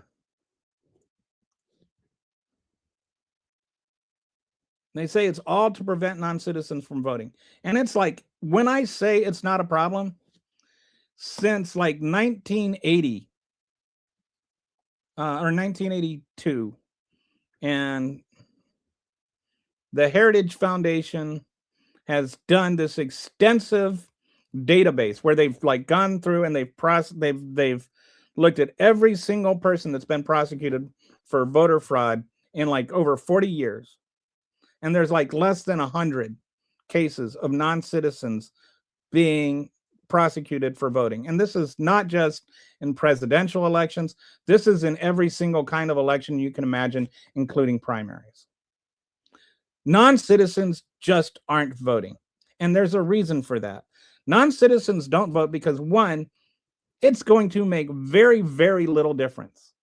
There's almost zero incentive to vote, because their one vote is not going to change the result of the election. And number two, the risk is so massive. If they're here illegally, then they're like giving away their address and committing a crime, and they're going to get deported. If they're here legally, they're still going to get deported. They're going to destroy their whole lives on a lie that doesn't benefit them for telling. Like, it's just the risk reward is insane. So that's why it doesn't happen. It's not logical. Undocumented immigrants are trying to avoid the spotlight, not stand in front of it and sing. All right. And the supporters, they always want to frame this as a voter ID law, which, you know, it's not. It's way beyond a voter ID law. It's not showing a picture ID when you go to vote to prove that's who you are. That's not what this is. But that's how they always frame it, because they don't have the integrity to defend what it really says. And one of the things that I find really, really frightening about it is that in this bill, if then states can be required to send their voting rolls to the federal government, where it reviews the voter rolls and identifies people you have to remove from the voting rolls. And they've done this, and like 20% of the people they ding are falsely dinged. Like they're false positives, and then they get stripped of their voter registration. All right. So you can be completely 100% an American citizen, legal to vote, registered to vote, and then you get your you get your registration just stripped. And they aren't required to tell you, hey, we stripped your registration. And so, like, some states have, you know, like some states have same-day registration. But some states, like, they have cutoffs, like 30 days or 60 days. And if you can actually have this happen to where your registration gets stripped after the voter registration deadline. You don't get notified that it's been stripped, and it's too late to re-register. You can just be completely outright disenfranchised. And there's nothing you can do about it. That's not a voter ID law. That's a disenfranchisement law. So that's what the Republicans won't defend, is that they can just disenfranchise you and you can't do anything about it.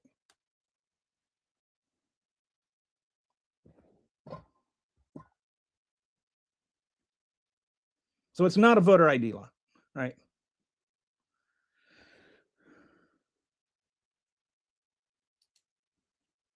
How critics frame it. It's a registration barrier.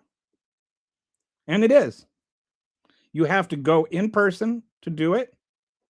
You can't just go and show up to update your registration. Or you can't just change your address online. If you got married, and you need to go in and update your name, like all of this stuff. And when you do go update it, you have to bring in your proof of citizenship.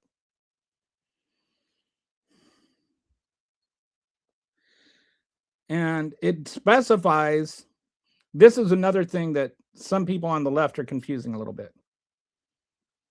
There's documents that prove your citizenship that are specifically mentioned in the bill, like your passport, your birth certificate. There's a couple of other things, like some states have a state ID where it says citizen on there.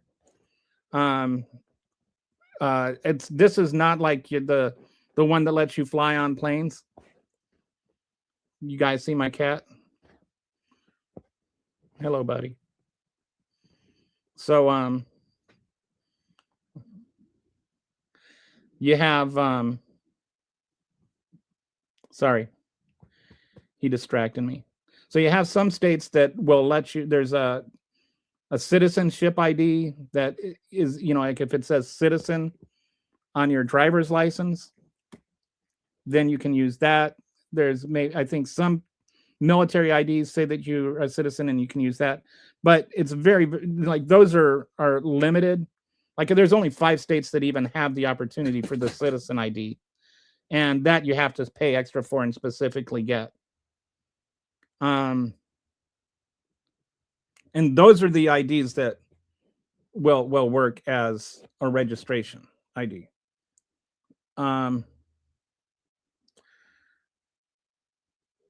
And it's not illegal to not have those documents. Like some people are like, how can you not have a driver's license? As though that's what the issue is. There's no law that says you have to have a birth certificate on you at all times. Well, not yet anyway.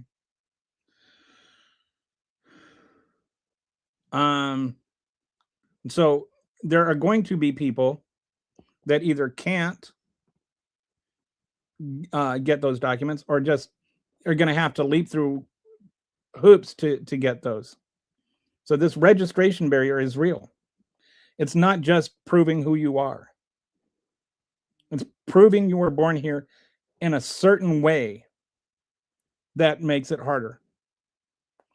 And if you can't do that, then you can't vote. The Constitution does not say that you have to have these documents to vote.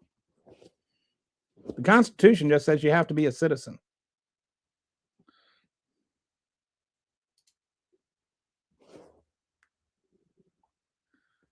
So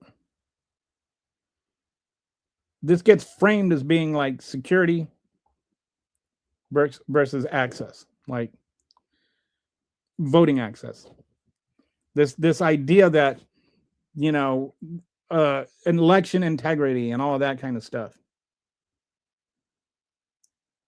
But like I said, there's no real voter fraud happening. And not just non-citizen voting fraud. Not just, voting for your dead wife voting fraud. Not just, if you took all the voting, this database that has like from billions of votes, like literally billions, more than 2 billion, billions of votes that have been cast over the last 44 years. like 1,600 of them were cases of voter fraud. Only 1,600. It's not a thing of any kind. Dead people voting or whatever, all of that stuff is just stuff Republicans say. It's just stuff they make up. It's just not true. It does not happen. It's not real. It's a fake problem. And they're creating a real problem to solve the fake problem. And I don't care how the people vote that are getting disenfranchised. I'd be just as upset if I knew every single person that was being denied the right to vote was a Republican. Because I think you should be able to vote if you're a citizen of the United States, 18 years or older.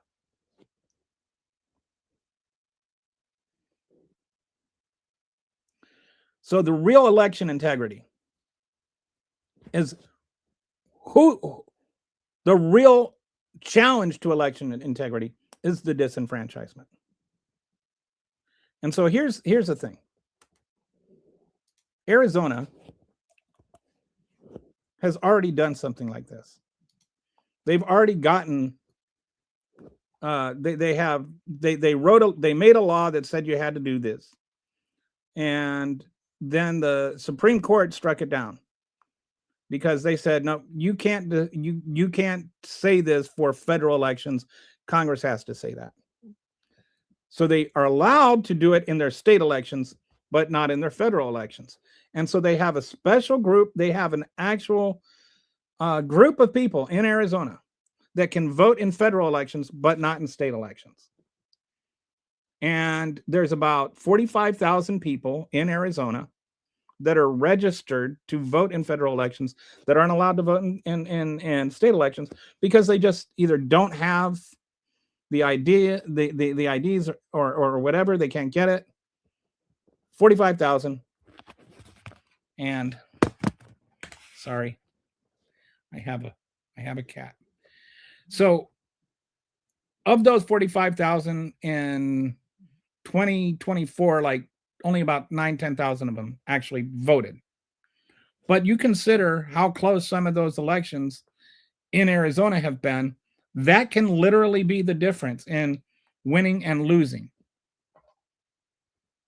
That can tip the scales. And if you were to apply the same thing in some of these other swing states that are really close, you know, the number of people that just simply can't meet the requirements for reasons beyond their control, nothing to do with intelligence or capacity to get an ID, and just they don't, the means to get them simply don't exist.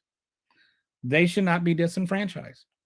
It's all about this taking away the option of just swearing you're an American citizen under penalty of perjury. And the other, and then the being able to just strip somebody off the polls without them having a say in it or a way to get back on it. Those are my two biggest issues with the SAVE Act. It has nothing to do. I'm not for voter ID laws because I think that those also have those are intended to keep certain people from voting. But there's an ironic twist to that the people they try, it ends up, the voter ID laws tend to make it so that people get the IDs. Like people help people get the IDs and stuff. I'm more worried about the people that can't get the IDs. That is more of a concern to me. So, like, should you be able to vote if you're a citizen or not? You know, I mean, that's what it comes down to. I don't care about like people, well, I'm an adult. How do you live without a checking account? And, you know, I don't care. I don't care about that. What I care about is that's a citizen who is old enough to vote and can legally vote. You're taking away their right to vote. And you look at the margins of some of these elections in some of the states recently, and that little narrow margin can tip elections. That's how evenly divided we are right now. All right, so we've got some. My cat's trying to eat me. All right.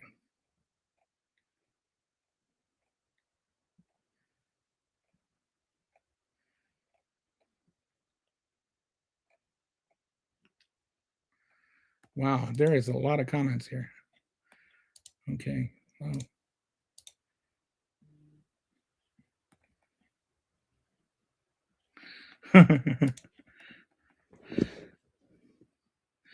Kitty tells me to stop showing off my cat. But there's a lot more negative material about MAGA. You should probably switch sides. You don't even have to work hard to point out ironies. I gave up on trying to go back. Don't believe everyone's blue-haired. The whole blue-haired thing is just weird.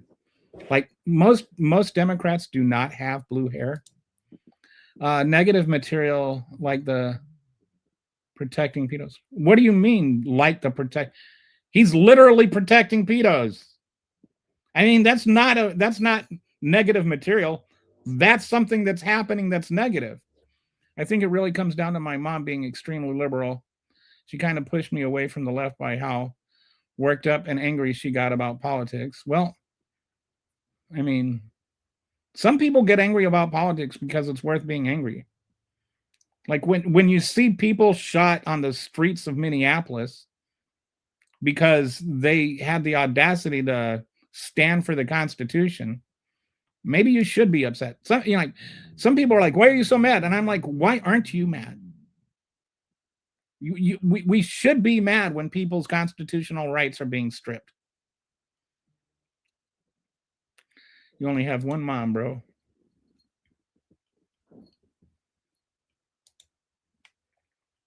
Okay, well, at least you love your mom. I'll give you that. And the Nick Overman is still a cool name. Just wish you could actually comment on.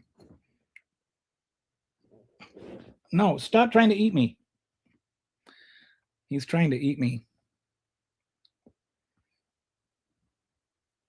He's hungry. Maybe she was just passing about your future. The president is interfering with the rights of states to run elections. Yes.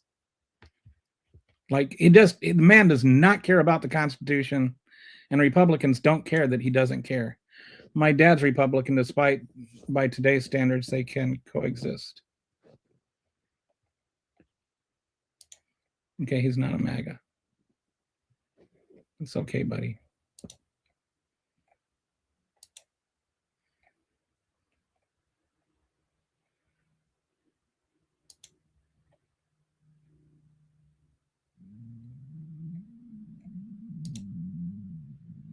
My dad is still MAGA, and he still supports Trump. I don't even know what to say to him anymore. He goes on long rants if I try to talk to him about. My whole family is anti-Trump, and my wife's whole family, except for one person, and nobody can talk to him. Kelly, read my. I'm sorry, I don't know what the context was, Patrick, or Prof. Beck. It's everything is. I don't know. Oh, the negative. Sorry, buddy. I apologize if I misunderstood.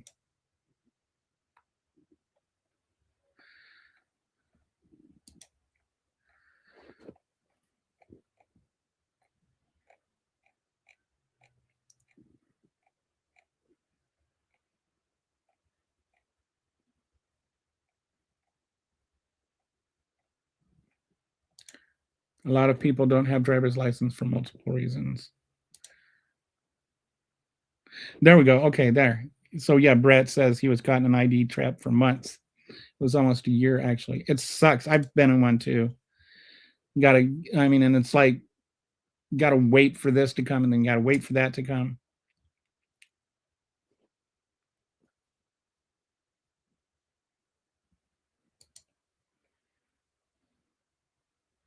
I needed an ID to get my birth certificate, but I couldn't get my ID without a birth certificate and 5 other points of proof.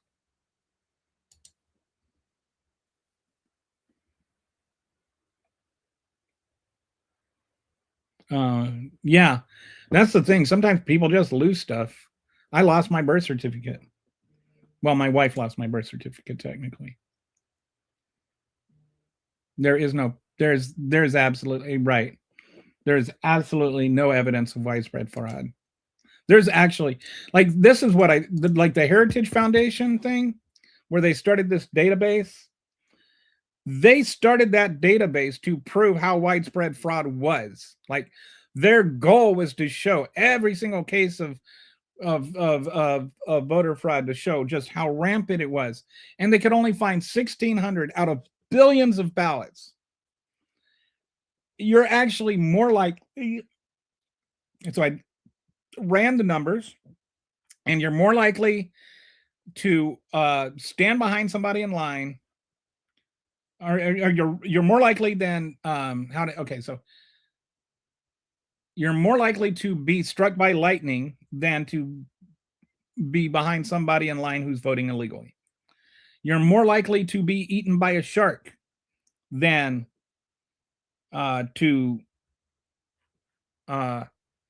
stand beside somebody in line illegally. But if this makes you feel better, you're about 1,000 times more likely to stand behind somebody in line who is voting illegally than to be eaten by a shark and struck by lightning at the same time. So, if that makes you feel better. I was an election official for over a decade. I've never seen a single case of anyone trying to come in and vote who is not a citizen. It's a non-problem. It's just not. And it's logic. Like, what is completely illogical is the idea that a non-citizen would try to vote. Like, they're not going to change anything, and they're going to ruin their lives. They're going to destroy their lives. They're never going to, like, they could just, you're not going to see your kids again. You're going to be deported after you spend time in prison. Like, why would they do that? If he's closed the border and it's secure, then why do we need new IDs to prevent illegals from voting that can't vote in the first place? Didn't even make sense to me. And supposedly we're deporting them all. Of course, the problem is we keep deporting American citizens too. I don't care about need a license to vote. I need a license. Have you listened to anything I've been talking about? It's not a voter ID law.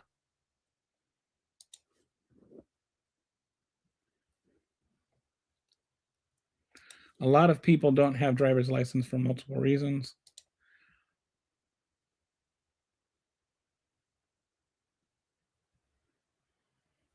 Because really, like, all right, Nick, I want you to really think about this. In order to vote illegally, what do you have to do? Like, they have on there, they have a list of names of people who are registered, right? There's a registration. When you go in and you show your ID, you're showing who you are, right? But they're checking it out. They're seeing this person right here is this person right here. So, like, I go in, they say, who are you? I say, I'm Kelly Scaletta. So they look up Scaletta and they go, okay. And then they check it off. Then they give me a ballot. And then I go and I do my vote and I drop off my ballot. So if somebody else were to come in 30 minutes later and say, I'm Kelly Scaletta, they'd be like, well, he already voted. How are they going to know that they're there before you? And then let's say somebody came in pretending to be me and voted first. They got cameras everywhere, right?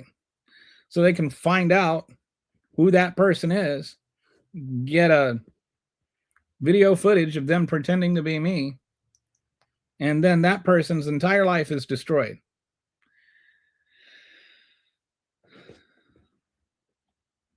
And there's just no incentive to do it. Because you have to know that the person that you're pretending to be didn't vote and can't vote. You have to know their address. You have to be able to sign your name like theirs. You're going to have to learn their signature. And you're going to go through all this for what?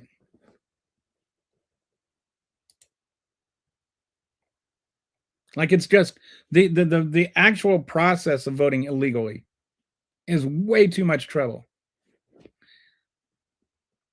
Why would anybody go through that much trouble and take that much risk? The new voting rules go in, that won't fly. I'm really curious as to whether or not the Supreme Court would uphold it. There's kind of like the good news and the bad news thing, all right? So the good news on this is there's this, actually, thought I had that on here. So there's this sliding scale. And I can't remember the name of it. It's Anderson something or other. Verdict. And so there's two cases, right? There's the case with Anderson was running for president, and he was independent, and Ohio had this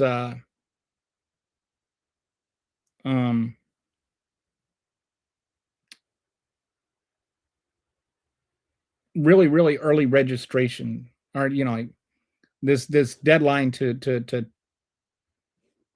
be put on the ballot, and you had to have all your petitions signed and register way early. And Anderson argued that it wasn't enough time, that it was too far before the election, and that it was denying people who wanted to vote for him the ability to vote for him. And he won because there was no case for there was no real reason that they couldn't wait. They weren't printing the ballots or something. And so they said, like in this case, the citizens' right to vote for Anderson trumps, no pun intended, the state's right to have this deadline. Then there was another case with Burdick versus Hawaii, where Hawaii had written a law that you couldn't do write-in votes. And so then the Burdick guy, he wanted to write in a vote. And, I don't know if it's true or not, but, some people say he wanted to vote for Donald Duck. But they had this thing, so he sued saying he wanted to vote for Donald Duck, and they wouldn't let him.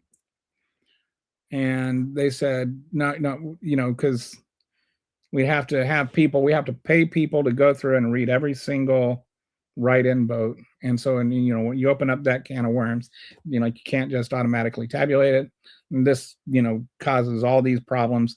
And it's not like Donald Duck's going to win the election. And so the court said, no, this puts more burden on the state, and, and just a protest vote isn't, worth it. And so now they have this kind of thing that's called the Anderson verdict scale, where they look the rights of the citizen to vote versus the right of the state to protect itself, right? And generally speaking, they err on the side of the voter. But if it gets too silly, then the state can, write laws that, technically might disenfranchise a few people. But like, it's not unreasonable. The other vote is Indiana versus, I can't remember, Murdoch or something. And there was some kind of, I might have even been a voter ID law that was to written. It was to prevent voter fraud. And even Indiana said, we don't really have any evidence of voter fraud, but people are afraid of it, and so we're passing this law. And then I want to say John Stevens was wrote the opinion of the court that even you don't need evidence, just as long as people are afraid, like the voter integrity thing, as long as there's a belief that this is voter integrity, then it's okay to have this law, even if it's not actually for voter integrity. Like even if there's no evidence that voter fraud is happening. So I'm looking at, these three cases and trying to figure out how the SAVE Act would land with all of that. Because the other part of it is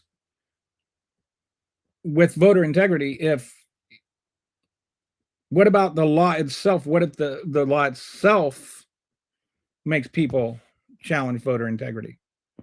Like if there's enough people that say this law right here, there's so little evidence of voter fraud that the law itself is designed to keep people from voting. It's designed to let the politicians choose their voters instead of the voters choose their politicians. So that actually can undermine voter integrity more than the made up voter fraud. And, like Donald Trump shouldn't be rewarded for just because people believed his lies doesn't mean they weren't lies, and people shouldn't lose their jobs or lose their right to vote because Donald Trump lied and people believed his lies. So I don't know where it would end up with the Supreme Court. I'm hoping, one, I don't think it'll pass. I don't think that people are gonna, the Democrats, I don't think you're gonna be able to get past the filibuster.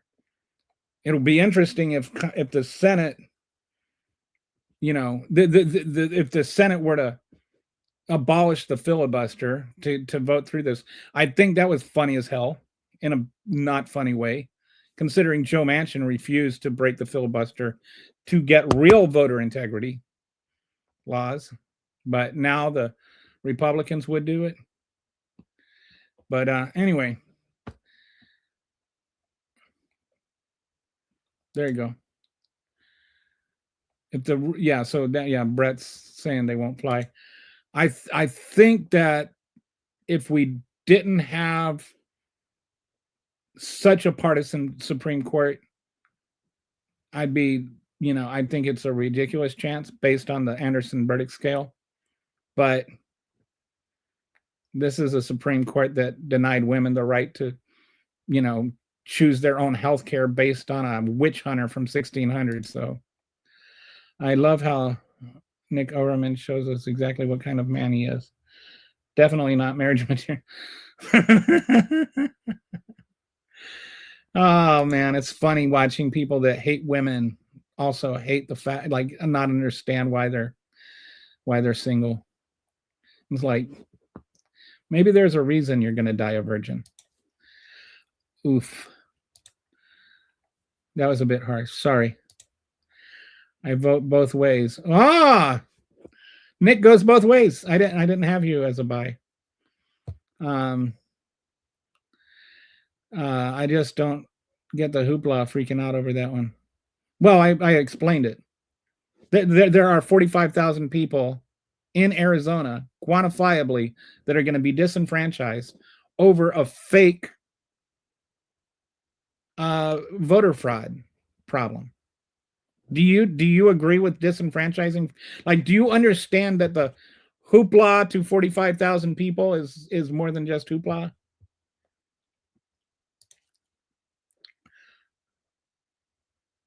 Well, I did kind of say that's what women do. That's triggering. I learned that in my teens. Yeah. If I ever said that to my wife, my funeral would be, no, my wife's not a violent woman, but boy, I would definitely, I might not have any ears because they would be chewed off. I was rage baiting with that one. So now a little old lady had a folding table at a polling place. Is now supposed to be an expert for immigration status for about $200 a day.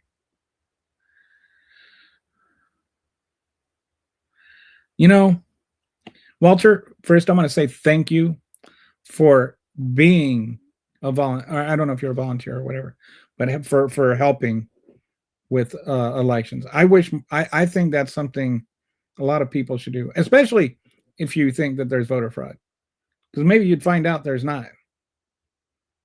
But also, like, I don't know what you guys do, but when I go and I vote, I thank every person for their volunteering. That's got to be one of the most thankless things there is. So I make sure that they get their thanks.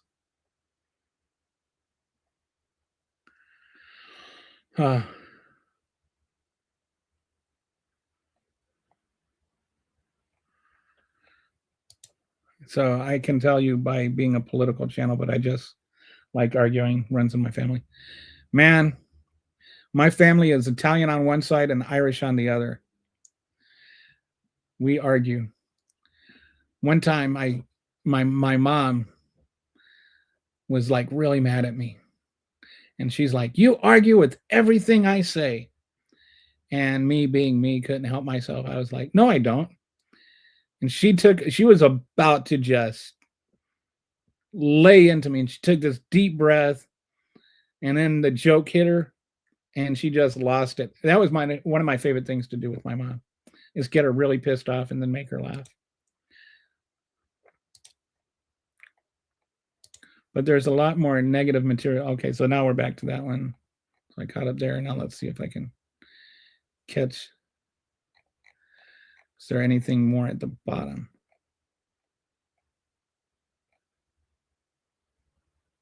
Hey, Ampor. I forgot how to say it.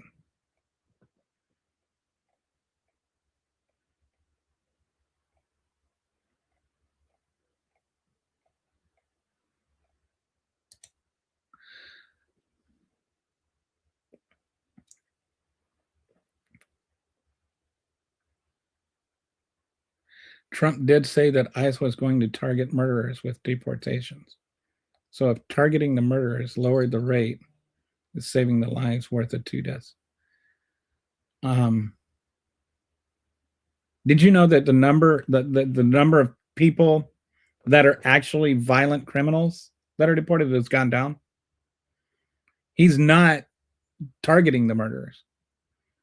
That's part of they're trying so hard to get the easy fish that they're not getting the hard fish, the actual ones that are actually dangerous.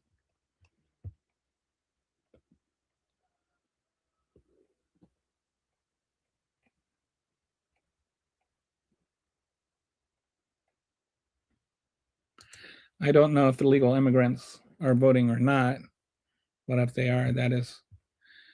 But if they're not, they're not, and they aren't. Like it's like you're arguing about elephants in the pizza, elephants in the refrigerator, because there aren't footprints in the pizza. So it just proves that they've gotten good at hiding their fingerprint, their footprints or something.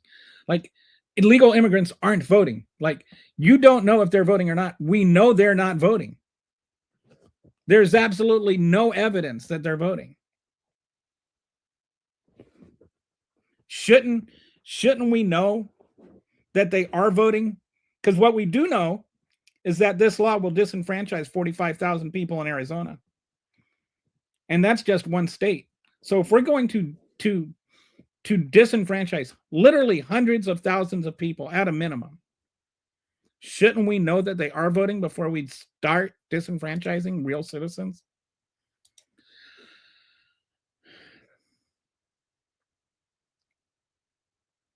There might have been one or two. I think I read about. I'm not even sure that it's real. It's probable, like winning the lottery. And the only elections where the results changed as a result of voter fraud are like ballot box stuffing by candidates, and those go both ways.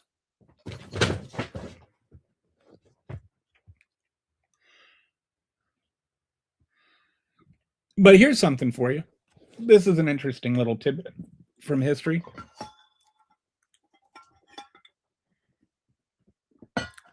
Remember the hanging chads from 2000? and how there were all these, like the people would punch through the card, and then sometimes the little tab wouldn't come out all the way. And the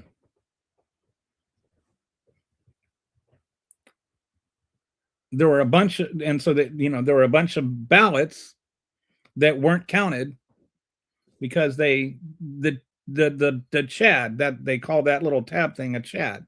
That's why they're called a hanging chad. They were still hanging there. And so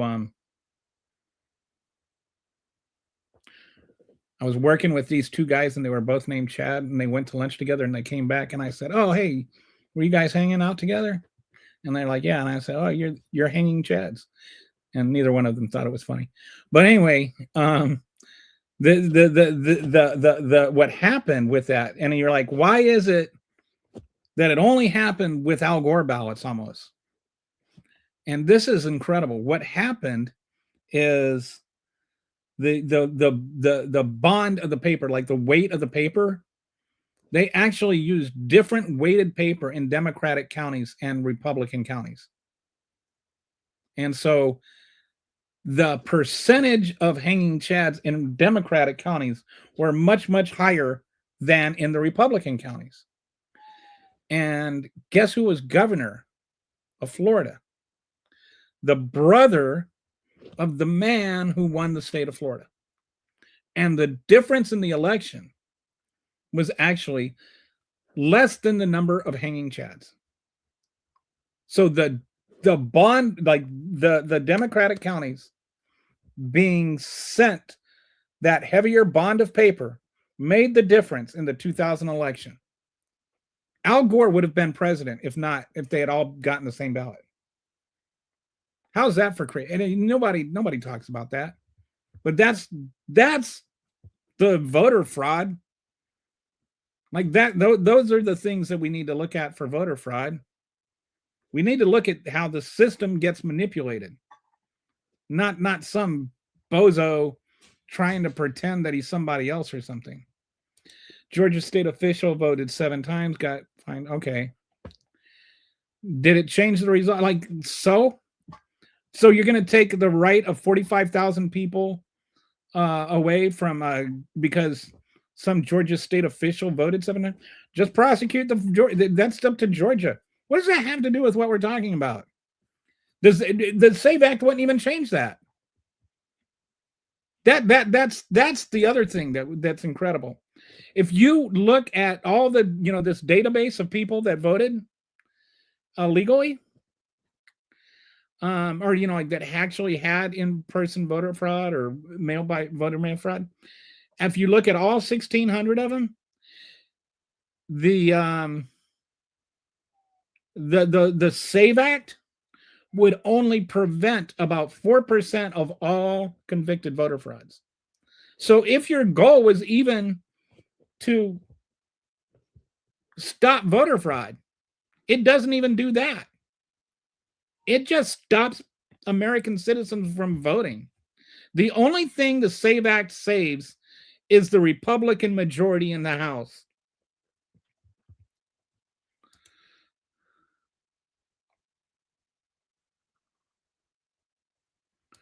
Georgia Republican,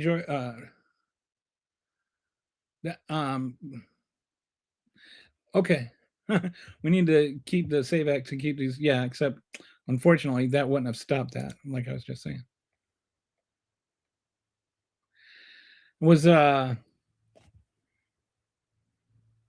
talking about the bond?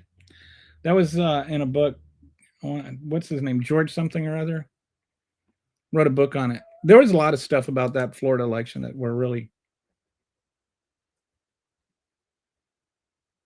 Oh, okay. Oh, you're talking about that. I just know the murder rate is the lowest since 1900.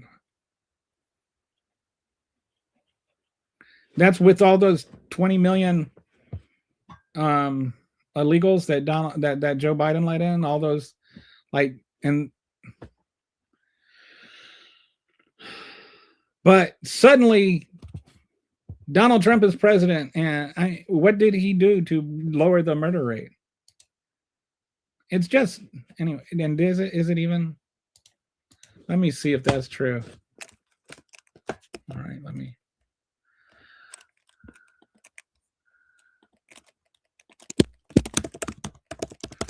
I mean, the murder rate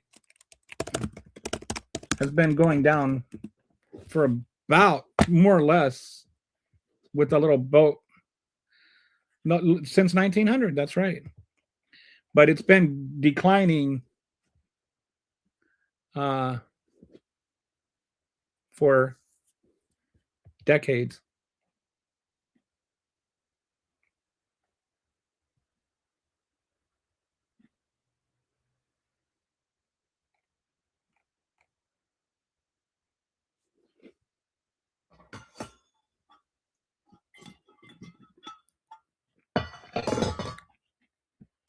It's not like Donald Trump did something to make that happen.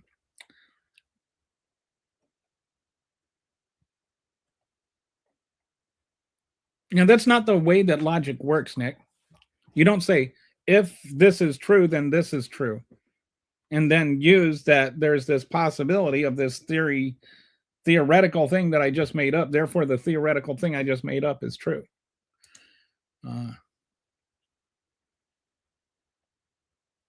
So I looked it up. It is 4.0, and it's 4 per 10,000, and it's the lowest since 1900. But why it is, and there, I don't know if you know, there's a fallacy post hoc ergo propter hoc, and it means this because of that. It means that if just because two things happen, it does not mean that they correlate. It doesn't mean that one caused the other. And there's a lot of that in like presidential arguments, like, Donald Trump was president when COVID happened, therefore COVID is Donald Trump's fault. Like, that wouldn't be accurate, right? Or, the Ukraine war happened while Joe Biden was president, therefore the Ukraine war happened because of Joe Biden. Like, no. Not everything in the world depends on who is president. And like with the violent crime rate and murder rate, it's been there's been a decline over decades. There's sometimes presidents do have an impact, but there's nothing in Donald Trump's policy, like he hasn't done anything. There's no crime bill that he passed or anything he's done to effectuate lowering the murder rate. And wouldn't be something about mass deportations, because he's not deporting murderers, and also because undocumented immigrants really don't commit that many murders. I mean, not enough to affect the murder rate. They actually, based on states that track it separately, like Texas, undocumented immigrants commit less violent crimes than citizens.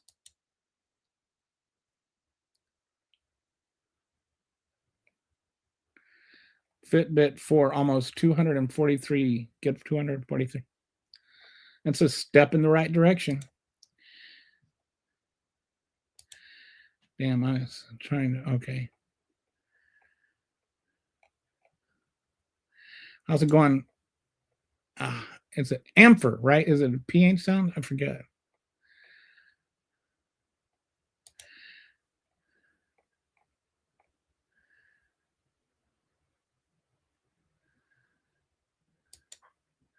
I don't see any CENTCOM statements on live UA map for days. Oh, is that? What did just hear? I'm like,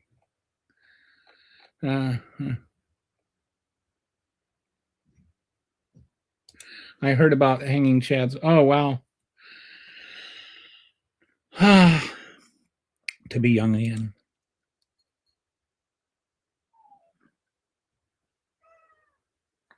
It's being manipulated by media platforms using targeted algorithms to change those on the edge of a choice to a specific vote. There's a reason YouTube scrolled me to you. To keep you from voting? The president did, however, find the truth about targeting social media algorithms. No, there's no truth about that. You want to know the truth about that? The worst person when it comes to manipulating algorithms is Elon Musk. He just totally nerfed all liberal accounts ahead of the election. I mean, it's so weird how MAGAs will get these made up narratives and then they get proved wrong, and they know about the made up narrative, but they never find out about it being proven wrong. No.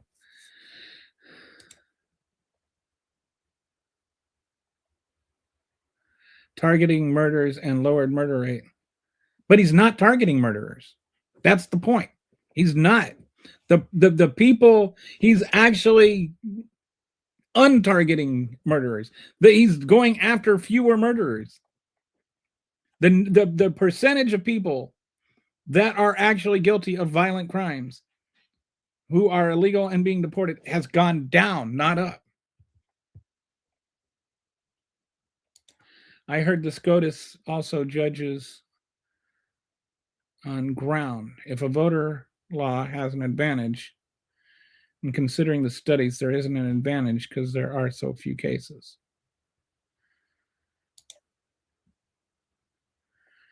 Locking up 5-year-olds is not looking for murderers. Locking up college students for an extended student visa is not looking for murderers. If he were, like, honestly, if he were just locking up, I've mentioned this before, but maybe you weren't here. This is what's happening is you have people like, because you know, like I was wondering, why would anybody, like, why would an undocumented migrant who committed murder be walking around on the streets anyway? Right? Shouldn't they have already been deported?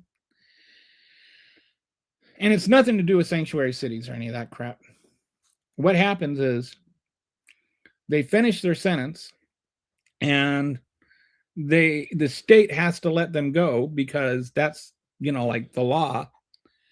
And so they'll notify ICE and they'll say, hey, you need to come pick this guy up. He's being released. He's he was a murderer. He needs to be deported. But like, they can't deport them. They need ICE to come and pick them up. But then ICE doesn't show up. And so they have to let them go. And this is not a new problem. This has been going on for decades. It's not a Biden problem. It's not a Trump problem. It's not even an Obama problem or a Bush problem or a Clinton problem. It goes back like 30 years. So well, I mean, it goes back since before ICE even existed.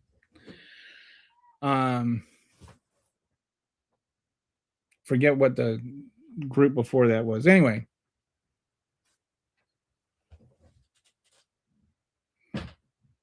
that's the problem, is that ICE doesn't come to pick up the murderers. And so then they have to be released. And so then they're, walking around on the street. And ICE is not going after those people. And they're not even showing up they're still not showing up.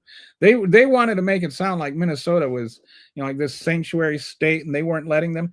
No. There's not a single case of anybody, any prison in the state of Minnesota denying ICE the right to come pick up these convicted murderers and stuff.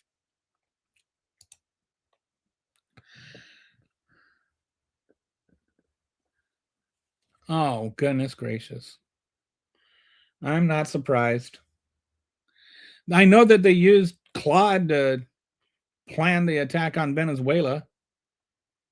And they were watching Twitter. And we know they were watching Twitter because it was up on the big screen. Like, literally, they were following the coverage of the war on Twitter. Like, what a useless administration.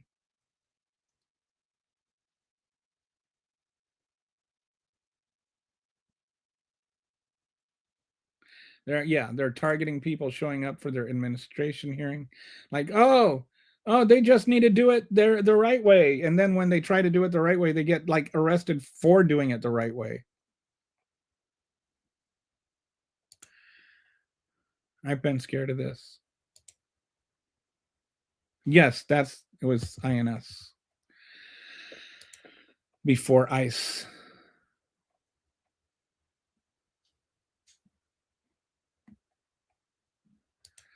China is more of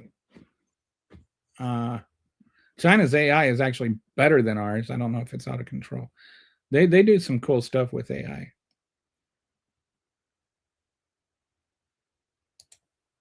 China has passed us up with technology. I hate to say it. They do some cool stuff in China. You know, they've got flying cars in China. They really do. And they've got drones for delivery services. Like you can be in a park and you can like order your dim sum and a drone will fly to the park to your exact coordinates based on your phone, right? And it will just drop you your dim sum and it will fly back. They've got flying cars that are taxi cabs. You can take a flying taxi. How cool is that? Trump called journalists to ask them.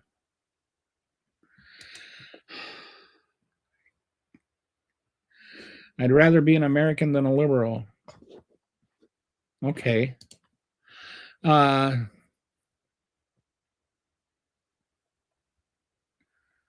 it's better. That's what I mean. China is pretending a lot. Yeah, there's some cool stuff. Like we get this kind of nationalistic, stupid thing, you know, like where we can't just say, yes, this country does something better than us. Don't glaze China. It's still, I don't care. Doesn't mean that they can't be more advanced technologically than us. All right. So anyway, I'm past 4 hours now. And that's enough for today. I hope to see you guys tomorrow. Thanks for joining me today. I'll talk to you later.